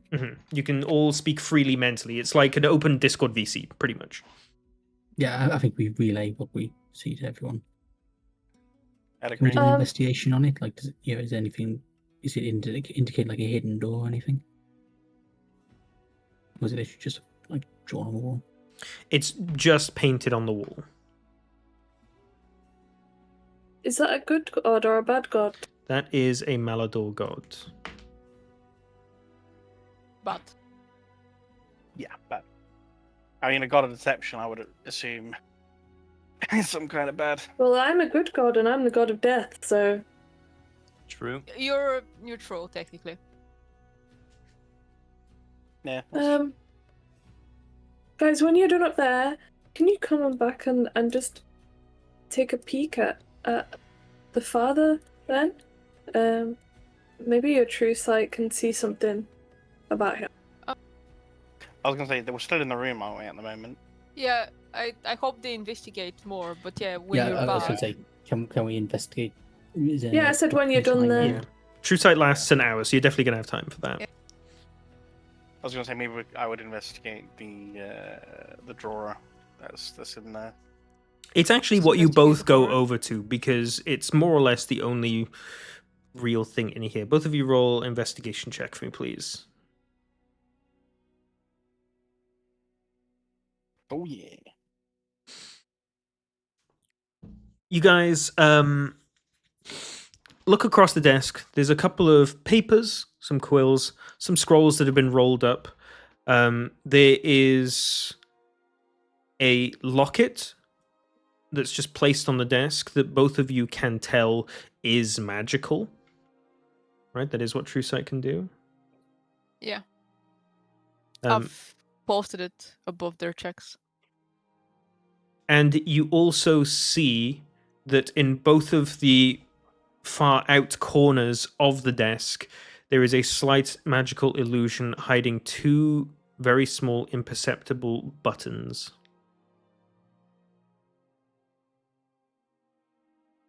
Two buttons, eh? I think I would take the locket first. Before. Okay, yeah. I'll take a look at before Torin does. Okay. Can we see who's the fastest? Right. Oh, you know what? Yeah. Contested dexterity check, please. Oh, that's hilarious. Oh god. Is that a mod or save? Just a check. So You guys are gonna roll bad bump. yeah, click the each modifier. other Yeah. and make a shit of a noise. So does that include my plus modifier or not? It will. So you just Okay. X plus modifier. Oh, for fuck's sake. I can't believe this. As I both mean- of you spot the locket, Torin makes the foolish decision of quite literally out loud going, "Ooh," before moving his hand towards it. And in that moment, Andros snipes it real quick and puts it in his pocket.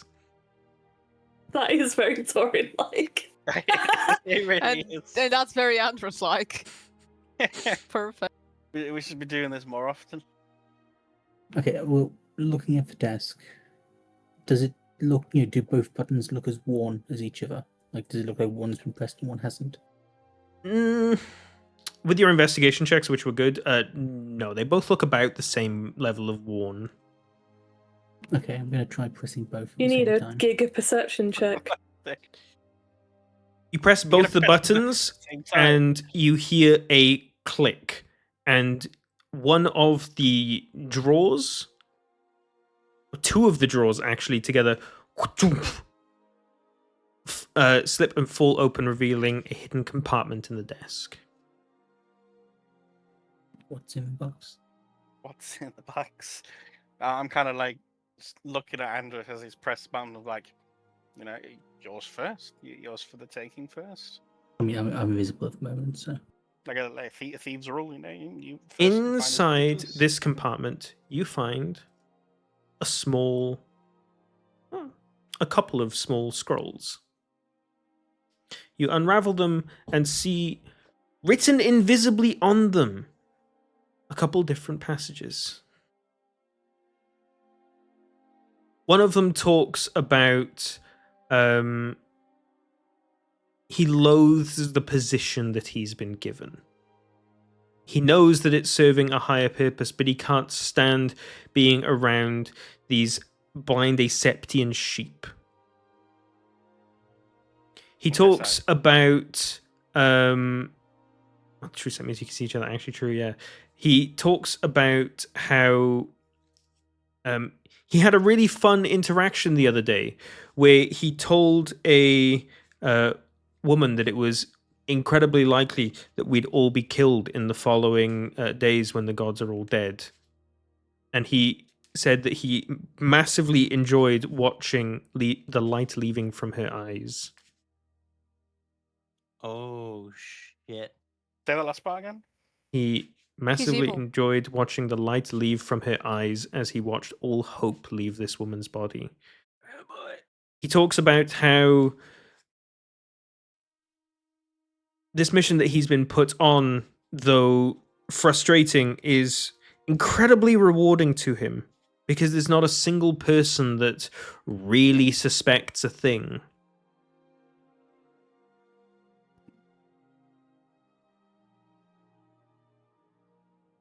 Okay, is there any Interesting. more detail on what his mission is exactly?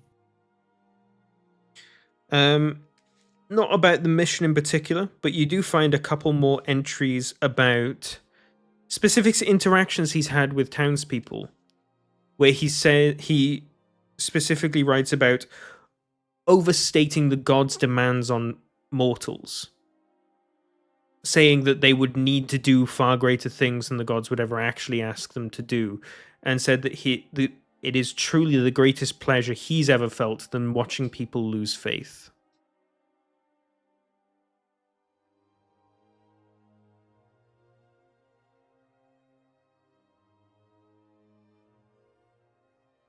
Sounds like Quick question. What is Rich, whatever his name is? What's he the Revechus. god of? God of corruption.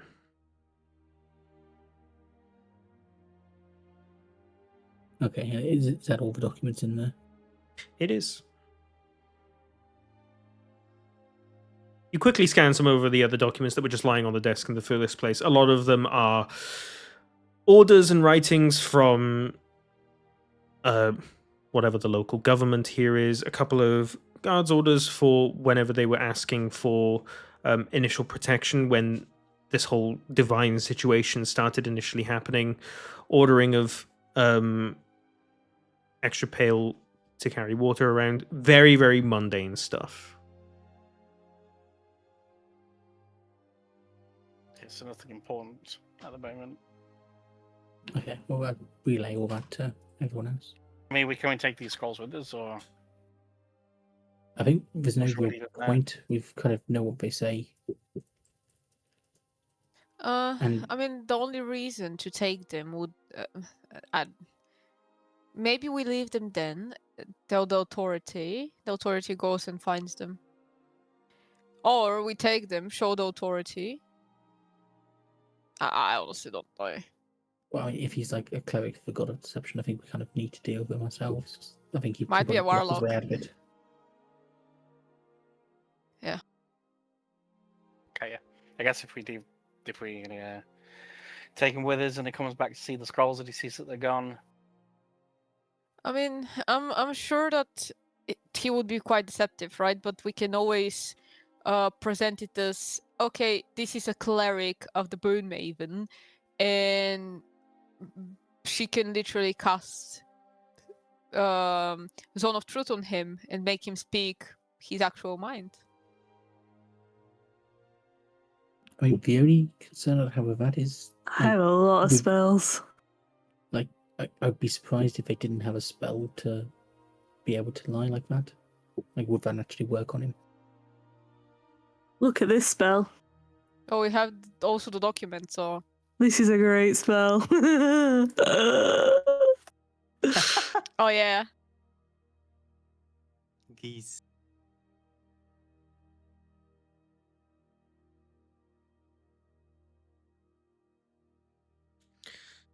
Oh no, that's evil. So, Wayward Wanderers, what's the plan? I'm going to make him read his documents out aloud using this spell. Oh, I'm so into that. I like that. Mm-hmm. How do we do Yep. that? So if I take the document, when you cast a spell, can I hand the documents to him and let him know it's like somebody from Rich Livius, like, fucking him over? That'd be funny.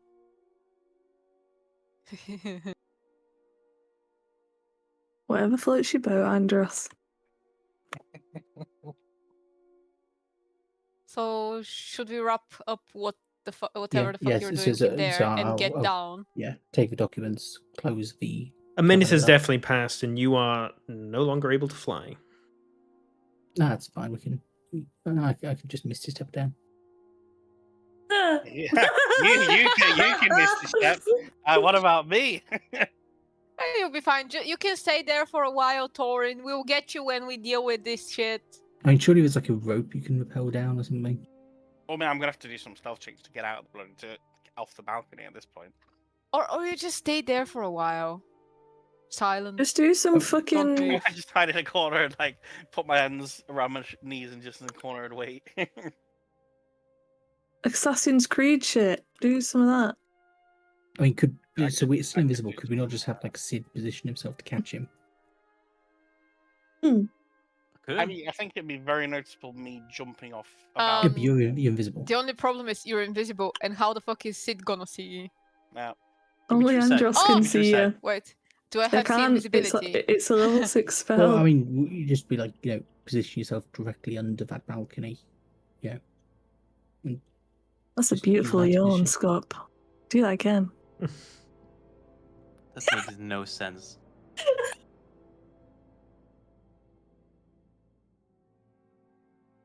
I mean, if you think you can catch me with the true sight while we're still invisible, I would. Only Andros can see you. Is he okay? Hear me out. Is he 60 feet away from me? I mean, the balcony is 50 foot by itself. Yes, if he stands on the balcony, you'll be able to see him. I don't have to see him. And his problem is that he cannot get down. I'll cast telekinesis and get him down. Hold on, I might have something.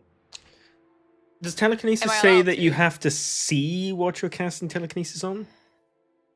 You gain the ability to move or manipulate a creature or object by thought. When you cast a spell and as a magic action, you can exert your will on one creature or object you can see within range.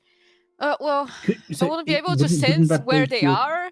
Wouldn't that break your concentration on invisibility anyway? So if you just cast it as it's falling. Okay. Why can't you just do Assassin's Creed shit down the building? He's a rouge. Is there a He pile of is hay indeed a somewhere? rouge. I'm sure Rouges Yeah, take pretty full damage just be a anyway. fucking rogue. Okay. Job. See, Torin's the Just trying to have a problem child right now. Why He am can I the literally problem? because you can't get down from there, right? On your own for some reason. You can just stay there while we take the plan in action, and when that happens, we can come back and take you. Okay, well, while we're discussing this, I'll just jump off and misty step down using my feature as I get close to ground. How does the father get up to his room? There's got to be a staircase somewhere, right? Yeah, there's a door. There's a that leads into the door. room. You could go through the door like a normal person, yeah. Just go out the door. You're invisible. Why would I go out the door like a normal person? You know, since you say I have to Assassin's Creed this shit, right? Can I? Okay, guys. Yeah, okay, do that. I'm gonna attempt to Assassin's Creed this shit. Can I cut the telepathic bond basically out of Torin? Don't hear him anymore. Also, better point. So falling damage is only 1d6 for every 10 feet. So it's 5d6 falling damage. I mean, Sid can just heal you. Let's try. Well, we're gonna try and Assassin's Creed this. Can I just push Torin off? You can mage hand it. That would require a dexterity check. As far as I know, I have very high dex. You know, I could avoid you. Andros, you already said you jumped to this point, and by the way, Misty Step has a 30 feet range, so you do have to jump full 20 feet and then cast it. As I said, just before I hit the ground, I'd cast it. Yeah. Well, I could use fast step. Do I notice anything that I can hold on to, or hang on to, or dangle down? Yeah, I mean, there's all manner of different sort of like, it's a church. It's been built nicely. There's all manner of things that you could use to climb down. I'm surprised none of you asked about it before. You all instantly took to flying instead. I did ask wanted if to there say was something. We like magic, okay. I was thinking, oh, it's a pillar. Surely I can just grapple my hands and climb up a pillar, like a rat, or like a flying rat or something. Yeah, Torin, you take a look down the thing. You can see a path that you can try to climb down. Sure, go ahead and make an acrobatics check. About damn time. And this is where, like, we hear the rumble of the idol. Yeah, there's no such thing as the idol. Fuck off. As far as I know, the idol doesn't exist anymore. The idol does indeed not exist anymore. Torin, you vault over the balcony, feeling confident, sliding down at first, grabbing hold of a ledge, jumping down to the right onto another ledge, onto a different wall, and you quickly make your way down. Though it is 50 feet, it's a lot easier going down than it is going up. And you eventually come to the bottom and regroup with your friends. I kind of like gather myself up and go towards everyone, kind of like spit a piece of rock out of my mouth. It's like, you know, it's just that easy. While invisible, so only Andros sees you. Yeah, true, yeah. Torin doesn't notice that he's still invisible, thinking, oh, he's still all good and like great, and it's just Andros sees it, and I'm like, oh, okay. I mean, Andros is no longer invisible, right? Yes, Yeah, Andros this isn't is anymore. so. Should be still has Well, true sight. Torin, you still up there? I kind of like whisper in her ear, right here. You fucker. And I drop invisibility and I can see him. The two of you do still have true sight. Can we see the guy? You are out the back of the church. You probably could if you go inside. Yeah, that's right. I'll hand the documents over to Zinni if she's gonna use that spell. Then I guess we'll go inside. Can't wait for the actual cleric to basically clear the town of this terrible person. So, you guys head back inside of the church, and Father Maggie is walking around. And now that you guys are looking for it, you can pick up on the disdain that he's trying to hide with a poker face. It's a lot easier when you know that someone's evil to try and pick up on this stuff, especially with your guys' levels of passive insight. What's the play? So that's his true form. They don't see it because Oh, so that's another thing. Andros and Torin, as you look at Father Maggie, he still looks visually the same as he is, a bit of an older man in the white robes. But one thing that you notice now, which you hadn't seen before, is a tattoo of a snake that's going all around his neck and head. You can't see where the snake starts or ends because it goes back further inside of his robes. But this is absolutely a tattoo he has all over at least his face and neck. Head and neck, actually. Yeah, I let everyone else know as well. Maybe we dispel that. I don't oh think. yeah, I don't think stirring up any kind of magic or anything would be good in a church situation with a lot of witnesses and a lot of people to see.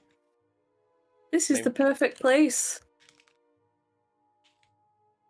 Isn't this probably the worst place with the? Nope. No. How many people do we see in the church? 30 to 40.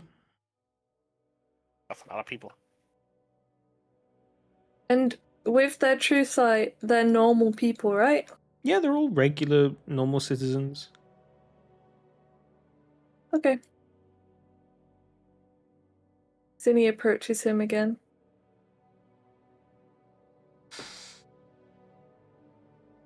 You approach him, She, and he looks down to you with a calm, still look.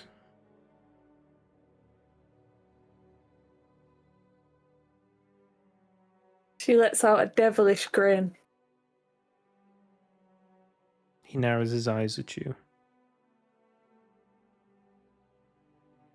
Can I just be waving in the background? Am I And still she invisible or am I out of visibility? no, Anxie You're not. took it off you.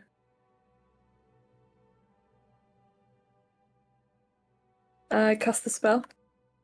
You cast Gaius. Needs to And roll. I hand him the documents. Wisdom saving throw. I'll cast silvery barbs on him. I know you will. We were just going straight in with the silvery bobs. But Yeah. he rolled a natural 2. Great, I don't cast it then. I hand him the documents and I While you're doing that, Baylor, could you maybe dispel the magic he's using to cover his tattoos? I think I can. oh, I have that as well. I have dispel magic. We gotta But speak- I was we gonna do gotta- it whilst he was reading it out, so Oh, everyone okay, could lovely. see. we I gotta love speak in- that. We gotta speak in possible tongue. Zinni, Yeah. do your shit. I trust. So I hand him the documents and I speak quite loudly, quite clearly. Father, tell these wonderful people in this room exactly what these documents say that you have written.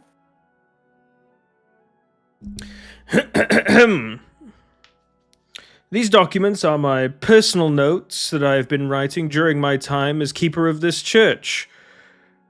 And then he starts reading out them verbatim, mentioning names of direct individuals, some of which are in this church here.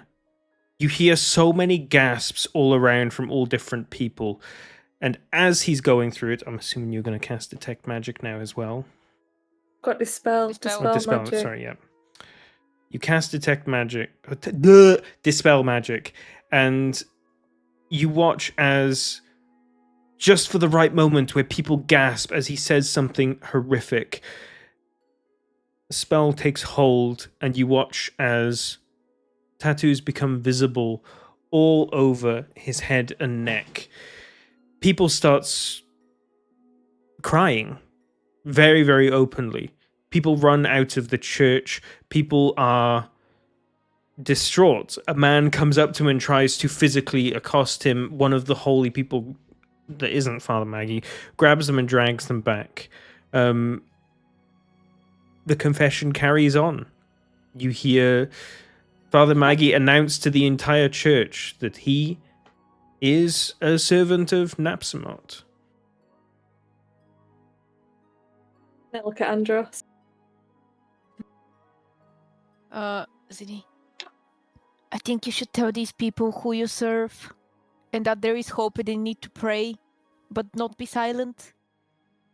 I wanted Andros to say his bit. Wait, what was I going to say? I Something don't really about- want to, like, everyone's looking at him. Like, I don't really want to say I also, like, work for an evil thing. Oh yeah, you Okay. wanted to just fuck with him mentally, but no, go ahead, Zinni, address the crowd.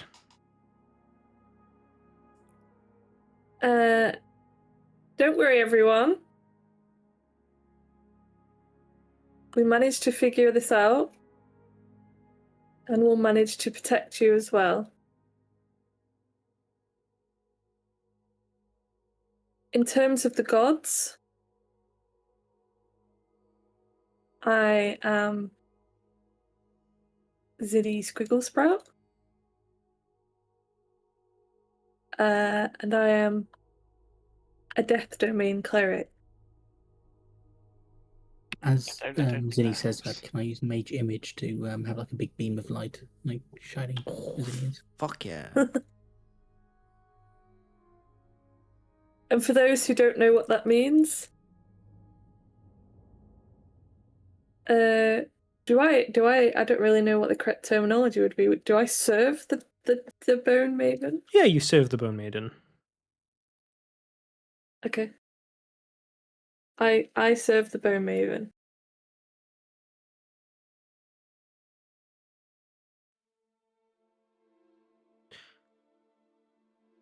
You've gripped the entire church in silence. People that were wailing have stopped to listen to you, and you have absolutely everybody's attention. Roll me a persuasion check, and because it is not in a hostile environment, you using your everybody's favorite feat will get to do so with advantage. Wow. Very cool. Very nice.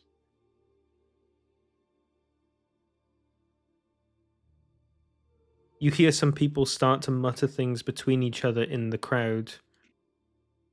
You hear a young man pipe up, "Well, what about the thing we saw in the sky last night? It was proper scary. What do we do? What is it?" I wasn't in the last session, but it was like a crack, right? A giant crack and a giant hand that came through, which the gods smacked away and saved everyone from. The things that are happening in the sky right now are beyond our control, and I wish that I could say otherwise. The gods themselves are dealing with that battle, and the only thing that can truly support the gods is your faith. All we can do is pray and offer our support to the gods through our words, and that will help them defeat whatever that's going on up there, you know? Roll me another persuasion check with advantage, please.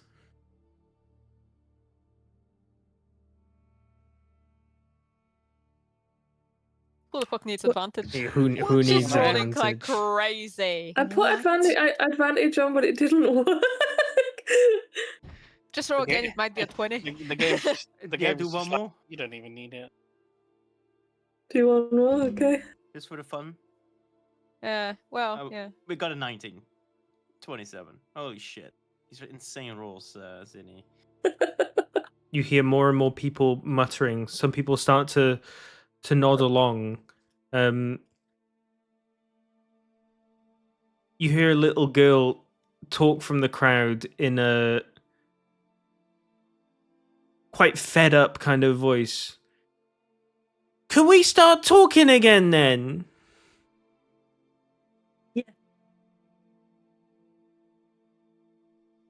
And as for this idiot, don't worry, we've got this.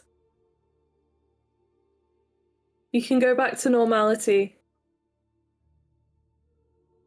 And just keep believing in the gods. And they'll win the war that's happening in the sky. Sid starts slowly clapping and goes quicker and quicker You- and quicker. The moment you let out the first clap, you hear a couple other people that were essentially waiting for the same thing. A small sort of clapping spree starts to erupt in the town. You hear a bunch.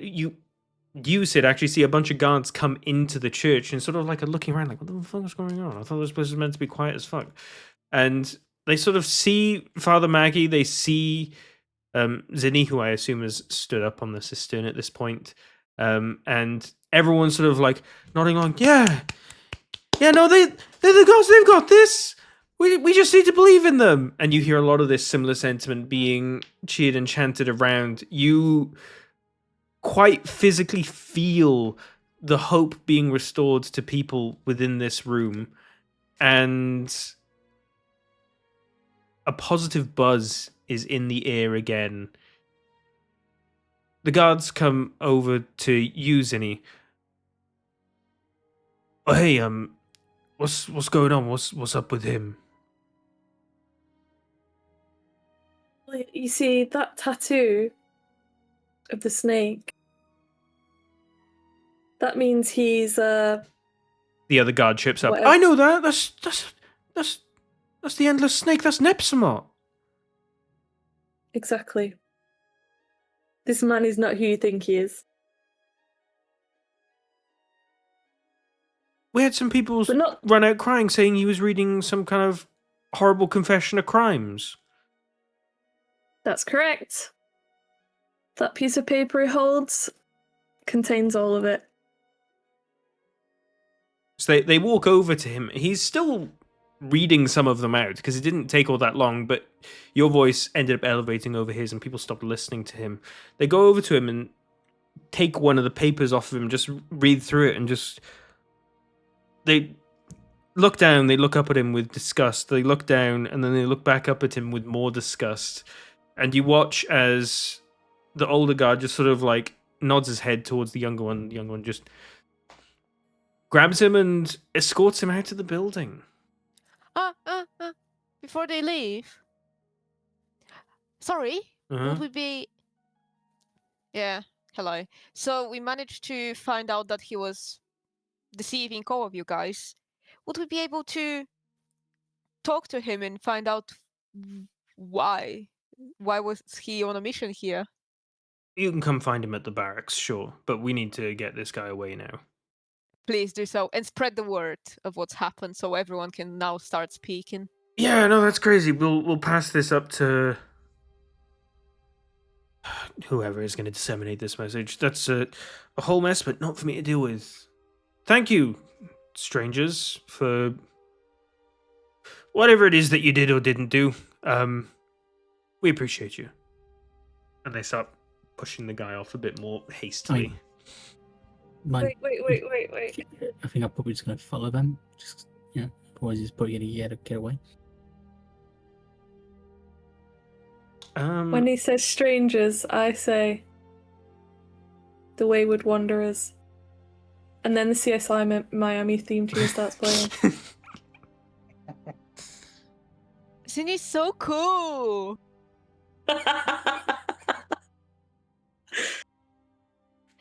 Imagine Zinni with her black glasses and her being like, Oh lord. Walks off in the sunset. Yeah, I put my sunnies on. Okay. You get a lot of people, Zinni, coming up and thanking you, wanting to shake your hand. A lot of people asking for blessings from you. Life has returned to the church once more. The rest of the clergy that are around look absolutely fucking bewildered. They don't know whether they should feel betrayed, pissed at you for taking away what is effectively their boss. They just kind of don't really know what to do, so they just try to immediately begin consoling people. And at first you watch that they're like not talking much, but then because everybody else is talking to them, they're kind of like forced to start talking again slowly. You guys are following the guards out with Father Maggie. Yeah. You watch as he's just been apprehended, is having his arms held behind his back. He's just being fully escorted and walked out. Well, I guess we still go with them to the barracks. Yeah.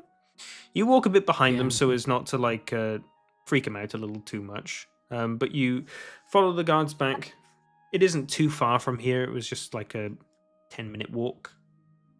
Whilst he's being escorted, can Anxie read his mind? I would have attempted, but I was waiting for the moment in the church to stop. When would you have cast the detect thoughts? I mean, I would have loved to do it before he started talking in the church, Mm. and then after he got escorted out. But I don't know if I would have been able to. That's fine. You would have. It's a bit weird because his thoughts get a bit scrambled when the spell takes hold because he becomes charmed and he suddenly is like narrating in his head how he's very now I've got to read these notes and I should tell everyone that I've written these notes and that this is my true and unmoderated thoughts. Just sort of like narrating in his head that like how he's going to follow the commands of the spell. It's a little bit into the walk out of the church, just about when you get outside of church grounds, where you just hear him go, "Fuck! Fuck, man!" He would hear in his head, you should have been nicer to that little gnome. That's fucking 8 years down the drain, you dumb bitch. What are you doing? Oh! Oh, can't wait to find out more. Weren't you the one who wanted us to just leave this place? Yeah, but we were doing stuff. Then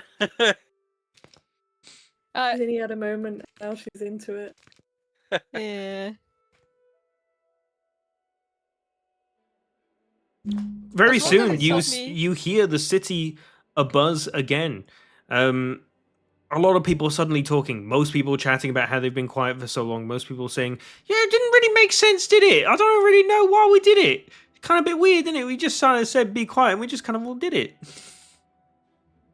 Just a lot of this sort of like confused compliance sentiment that sort of like been uttered around the city.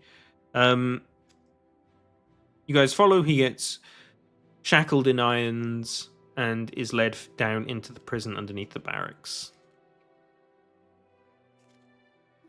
I would ask there whether we can somewhat interrogate him because we have questions.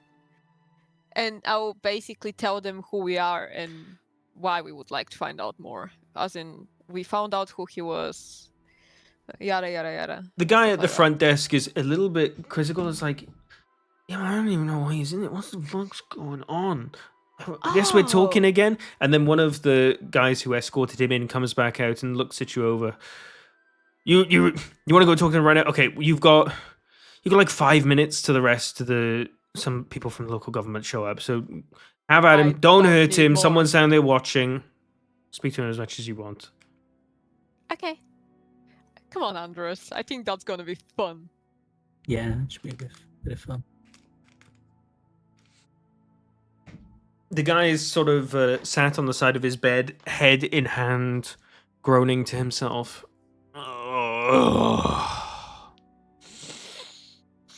He sees the pale crew arriving. How close is the guy who's watching? Decently close, because this is essentially like a celebrity within the town that's just been arrested. He stood at the prison door with you. I can. Okay, and he's actually like watching, like facing it, sort of thing. Watching Andres. it and watching the guy and you. I can make it easy for us to communicate with him. Only the three of us.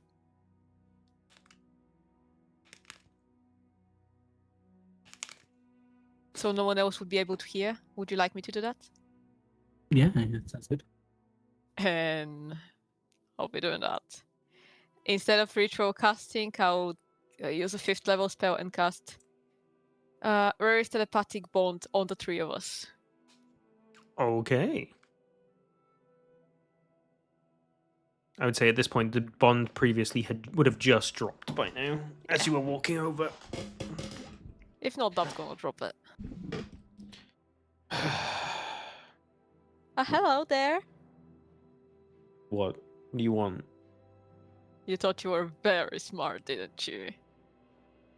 I knew I was very smart. I got away with it for 8 years.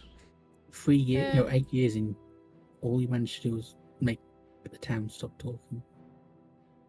Oh no, that was just a unintended success. You know how many fucking questions I got when this shit in the sky started happening? These people wouldn't leave me the fuck alone, man. And your god didn't tell you anything? My god does what they do. Hmm. That's funny. Mine was pretty pleased when all that happened. Looks at you and squints a bit. Alright.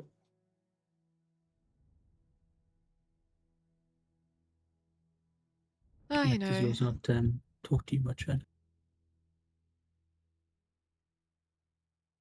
But no. Why would he?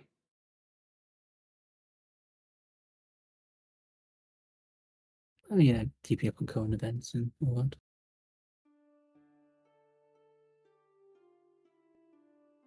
You trying to imply you know what's going on or something?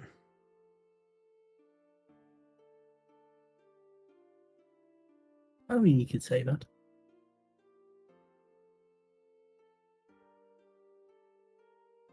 Fucking yeah, right, man. Piss off.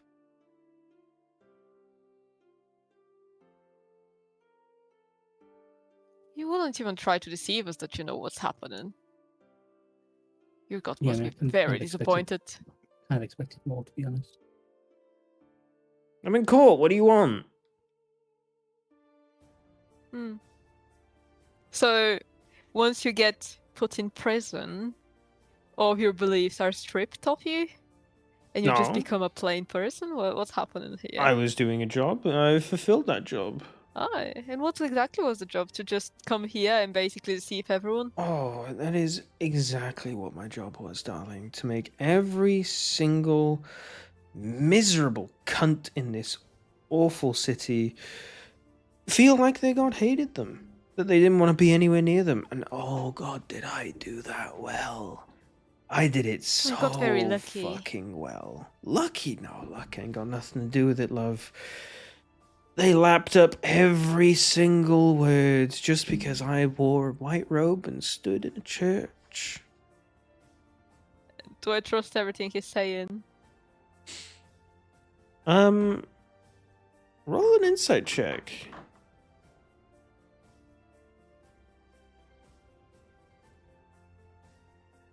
Do I? I'll use lucky, because I want to have fun. Okay, that's better. With your lucky roll, you're able to detect the slightest of quiver in his emotion as he's saying this, where you get the feeling that things definitely didn't go anywhere near as well or as quickly as he wanted for the amount of time he's been here, and that the notes he's left are a best of compilation for his 8 years here, which was just a handful of notes. You know what it sounds to me? Like, it sounds to me like for all these 8 years, what you did was the very small things you wrote in your diary. The diary you were using to praise yourself, make yourself feel better for basically failing. Don't call it a diary. That's so Oh. cringe. But it is a diary. We found it in your, you know where. You're like a little girl that's basically hiding what she's written and hoping for either mommy or daddy to be proud of her. Oh, honey. Must be really disappointing now that you've been captured. And everyone knows that you have been lying to them and you failed your god. Oh god. And that snake that's on your body. Oh, it just shows how big of a failure you are. It must really suck. How much psychic damage is he taking? Because I think it's a lot. With your insight check still holding up, you feel this man mentally crumble in your hands. Oh, does it hurt? It must really hurt. These people that you were calling stupid, all of them now know the truth. And you didn't even manage to make them actually believe you for 8 years. Until whatever the fuck in the sky happened, right? And you have no idea what happened because no one cares to tell you. Meanwhile, this guy here, no Severton. Don't Oh, that fucking must pretend really like suck. you know. I'm not gonna fucking take this from you. Who the fuck are you? Someone that's way smarter than you apparently because you failed and I didn't. Ha! He turns to the guards. It's like, can you get them the fuck out of here? They're just pissing me off. They're just here harassing me. The guard looks at him confused. Is like, they're literally turn not around, saying anything. You guys have just been staring at each other. Exactly. We're just giving him the treatment he was giving the town until recently. Thought it might be cool for him. Maggie, that's a weird tattoo. What is that? Oh. Tell him about it. Come on, Maggie.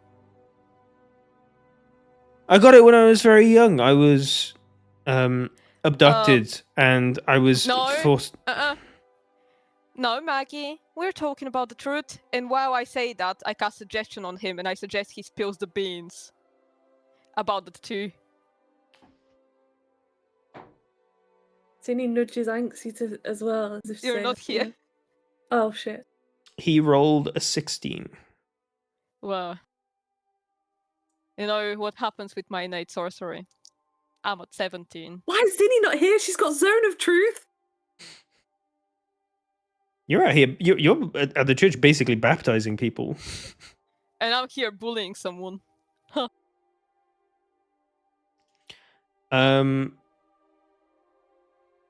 You watch as the spell takes hold and he sort of like shuts down a little mentally. And he looks up at the guard and is like, well, it's actually because I'm a follower of Napsamot and I've been sent here and tasked to sow discontent within this city, which I've done for the last 8 years. Your grandmother, by the way, she really, really did not believe in her final moments, and that's thanks to me. You watch this guard sort of like sit there stand a little silently, not quite knowing how to take that. Is he for real? He's being completely honest. Could you imagine someone like him being honest? No.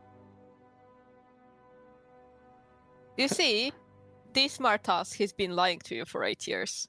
And we just exposed him. I hope he gets what's coming for him.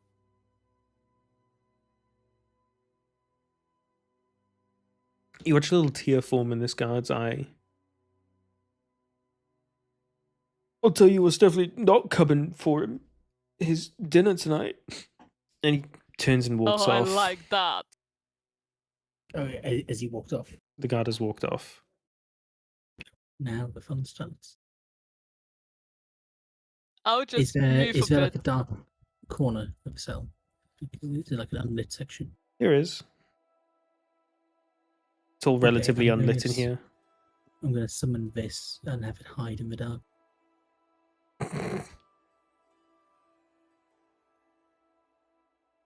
With a command of like 30 minutes after we leave to attack him.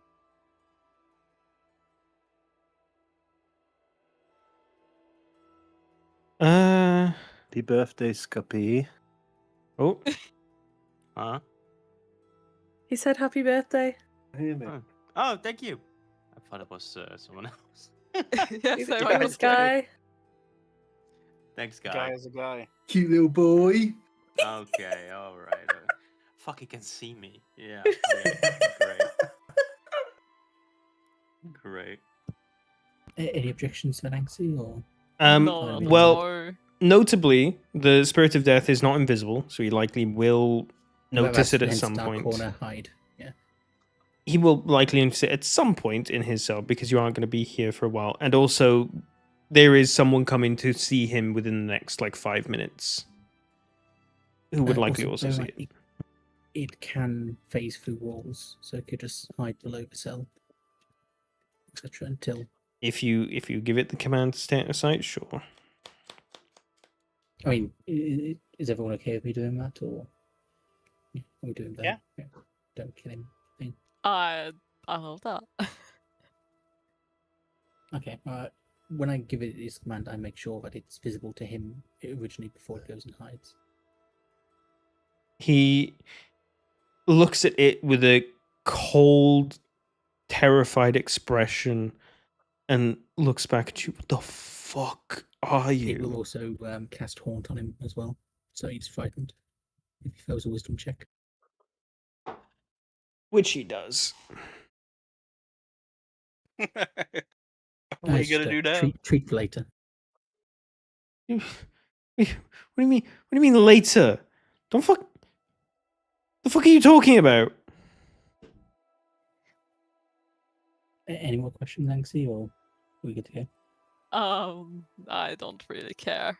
Do you have any questions for him? I had my fun. I think if we're done, then, yeah, head out. Oh, and you'll be a good boy and basically tell whoever's coming to see you later the truth, right? Actually, I want to ask him a few questions. I don't You're know not if it's already here. been asked. From my mind to yours, Angsy. You can't do that.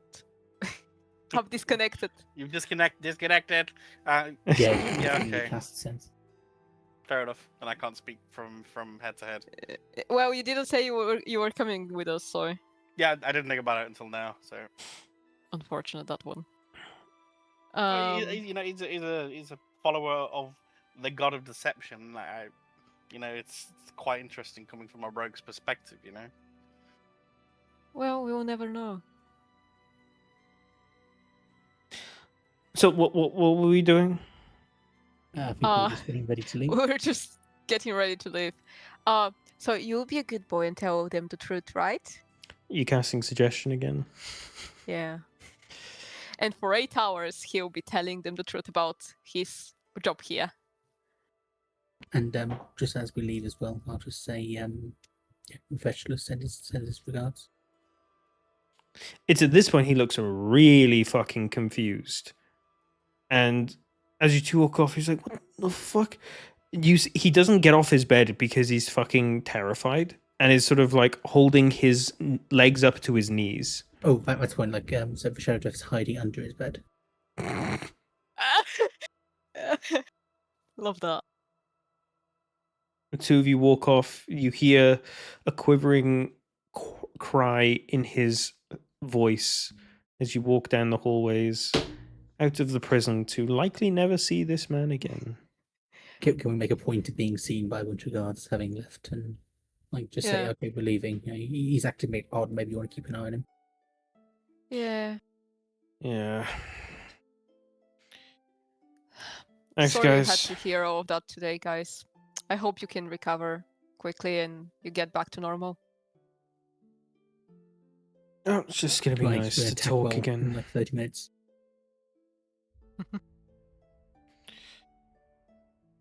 Yeah. Bye.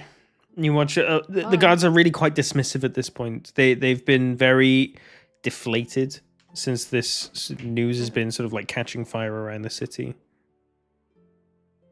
Once we start moving towards the rest, Andros does here.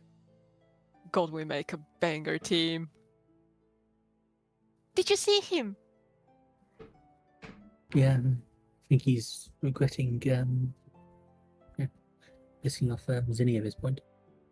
Yeah, he was very mean to her. He deserved every word I said and everything you did, so I think we did great.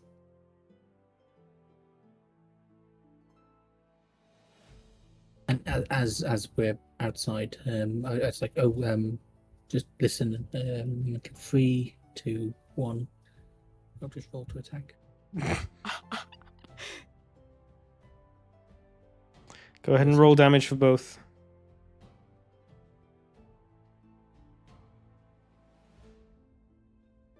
You don't hear anything. You start to look around like, well, maybe something happened. Then you start to hear a bunch of guards shouting. Okay, and yeah, just carry We're on walking then. technically still bound with him telepathically. Yeah, at the point, like, can we hear him say anything? You cannot. I think we did a great job. Let's move on. Okay, well, I'll break concentration then. We need to find the Oh, bard. actually, I can tell if he's still alive because of Haunt. The target is dead. Okay, then I'll end concentration and leave.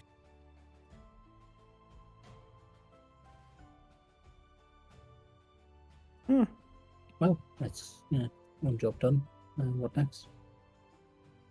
We go pick up our friends and then go to the bard, leave the town, move on with our lives. I mean, do we notice that the town has become a lot more lively, or people speaking, or? Oh yeah, like the talkativeness of the town has like erupted in mere minutes. It's almost as if everyone was ready and willing to talk if only someone were to stand up and do it first. And the events that you've caused have just been a catalyst and chained all throughout the entire city. The city is once again abuzz with talk, with joy, with people singing and dancing in the street, people rejoiced and filled with hope. Is there any places that we've not visited that has become more like freely open or like welcoming to people to come in? What? Like, I mean, is there like any shops that maybe may or may not have been open at the time of people being quiet, or? No, I mean like the noise of people is just like erupting over the entire city. Even if someone wasn't present or was inside, they're hearing people suddenly talking in the street again. And it's only going to take like an hour or two in the entire city, you'll know. I don't think there's anything I can think of then at the moment. So you guys all regrouping? Yeah, what's happening in the church? Is everyone praising Zinni? Does she have a coat? Not quite, but there is quite a lot of people that's asked specifically for a sermon from a cleric of the Bone Maven. Mhm. What the bloody hell's that?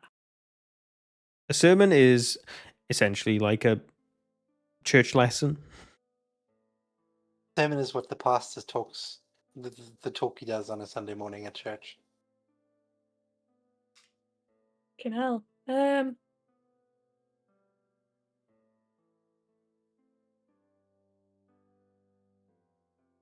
They ask you to talk about the Bone Maven's values, what she wants to do. They ask you if she's really that spooky in person, as if you have met her, which would be a wild question for any other cleric, but for you actually weirdly isn't. For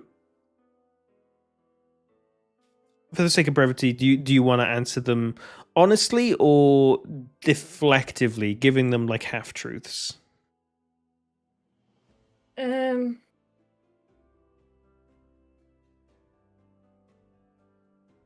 Can we come back to this? Yeah, sure. The rest of you, obviously, you've been around. Randy, as Andros and Angsty are coming back to the church, you guys see Randy just walking around outside, being like, "Why's everyone talking all of a sudden? I thought they were taking some time off." Where the fuck were you? Oh, I smelled some really good food on the other side of the street, so church is not really my thing. Andros, can you please take care of him? We can't keep losing him. I mean, he's not that bad. Well.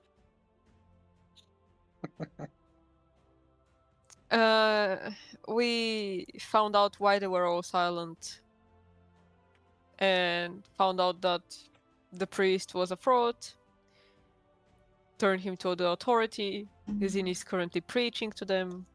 Soon we're about to leave. All that. How is Zinni? Yeah, she's very talented. You see him like stand on his tiptoes to try and look over the crowd, and I was like, "Oh no, yes, you're right. I can definitely hear her voice." Oh god, Randy. Well, all's well that ends well.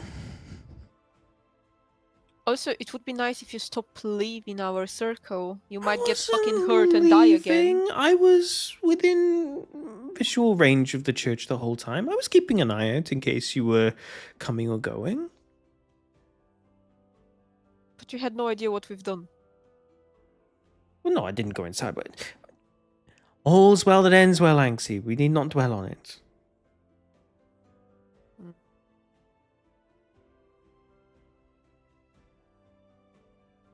Say that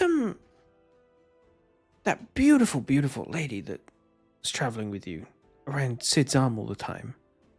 Who exactly is that? I'll hurt you. This is Cedric's mum. Oh, right. I do And you've remember got a him wife. mentioning. I know. Of course, I know. I didn't know who she was. I was minding my own business last night, and the thing in the sky had my head in a tizzy. I just saw she started traveling with us out of nowhere. I didn't notice. Apologies. Didn't mean Am to I there? offend. You can be if you want to. The moment Sid kind of catches this, he just does a very slow head turn and looks him straight in the eye. No words are spoken. It's just purely eye contact and facial expression. And I want to roll for intimidation. All right.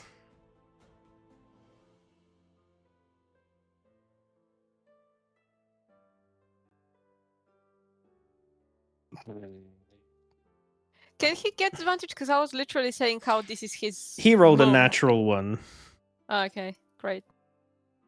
2. Still not much better, but I rolled a 2. Better. Yeah, but it's for an 11 total. He's got a 1 total. Oh, he rolled a. Oh, okay, got it. I thought you meant my roll. No. Okay. Oh, I think it gets the message. I'm sorry, Sid. I genuinely was just curious. I had no further intentions outside of anything else. I'm going to stop speaking now. And Sid's face instantly turns into like his original like happy smiley. Oh, that's all right. And it's kind of uncanny how that swap happened. Maybe even creeping him out even more. I love that, and I love you. That's really funny.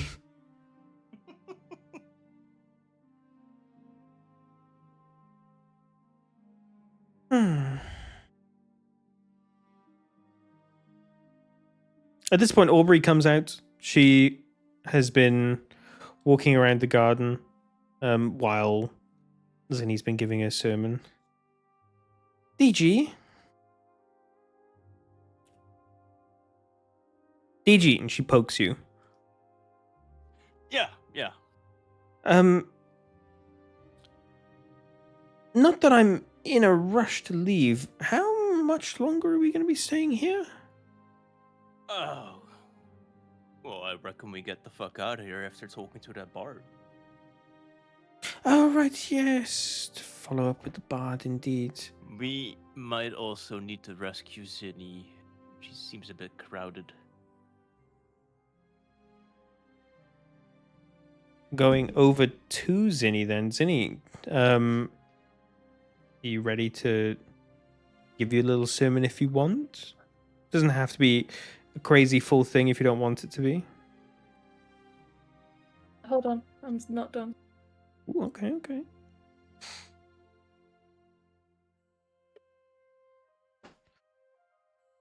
Baylor, where have you been throughout this? You've been quite quiet throughout this whole ordeal. Bedo's just been sort of trailing behind and watching, and Bedo's got a bit of inner turmoil at the moment about having burnt down a forest. He's feeling quiet. Feeling happy that an evildoer has had their comeuppance at least. Definitely happy about that, but that joy is completely overshadowed by the amount of lives lost in Well, the forest. I'll bite. Not just from the burning, but from the black cloud that landed on it in the first place. I think it's worth noting, like, I don't think I would have told everyone else about what happened with Venaxi. No. I wouldn't tell anyone anything. He's in prison, as far as everyone's concerned. Yeah, he's been taken care of, guys.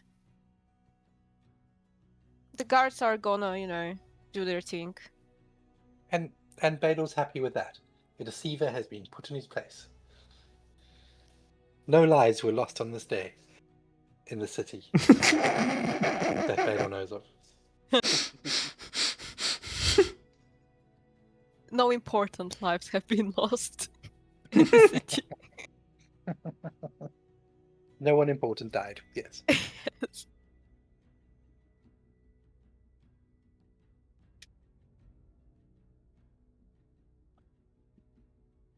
Oh man. Has, for example, are we able to see the Bart anywhere near? Not anywhere near around here. He was quite far out in the city. It wasn't quite close to close to the docks as you guys currently are.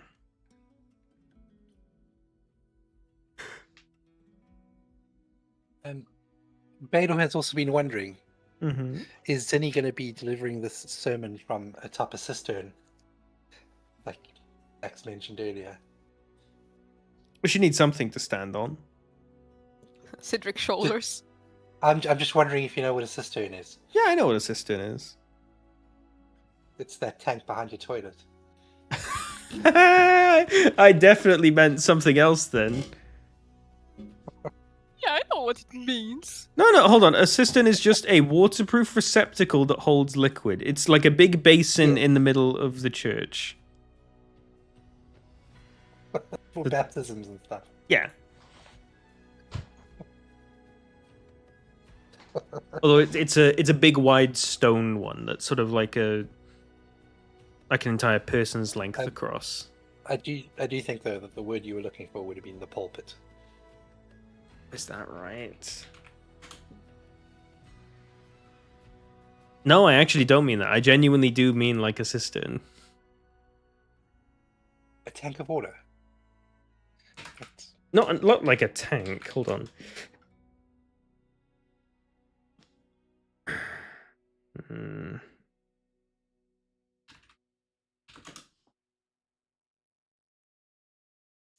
I will get you a picture of what I mean.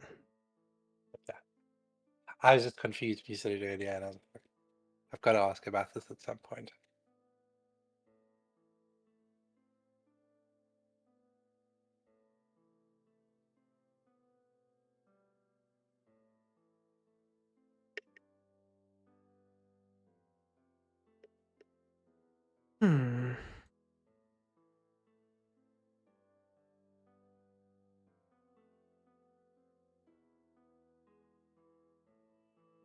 You know what? That's exactly what I mean. I will send that in the Discord.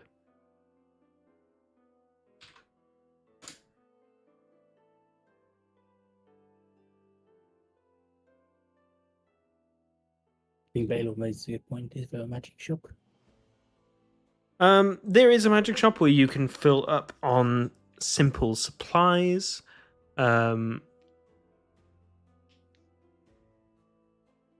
sort of like spell components if you may want them.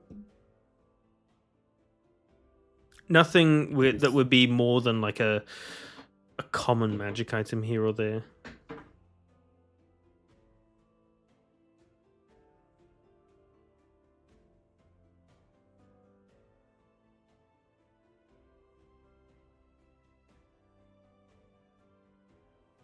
Well, is there anything else we need to do, or you gonna find that ballad?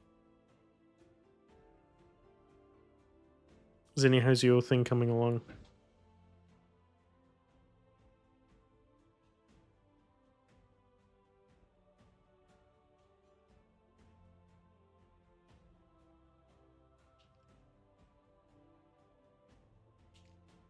Can't tell if she needs a little longer or walk away from the PC.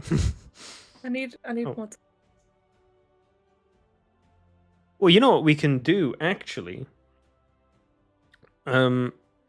We could start the next session with that being the thing that's being done. There's no immediate rush to get it all done, and though it is somewhat of a short session, with you guys now having resolved one of the turmoil at the center of this city, and everyone now feeling a renewed sense of hope that's washing over every citizen in Preston, that is when we're going to bring tonight's session to a close. Wait, don't end it though, because I'm gonna read this. It's gonna be fun. You can read it at the start of the next session. Okay. It'd be nice. It'd be good to listen to it next session. We'll do Oh, that. See, we got that done in like 30 minutes instead of 2 weeks. That was a quick job for you guys, actually. We've gotten way more skillful. And Zinni I think owned the the true session. side- It's very nice. Yeah, the true Yeah. side from Zinni helped her. This would have been the chariot.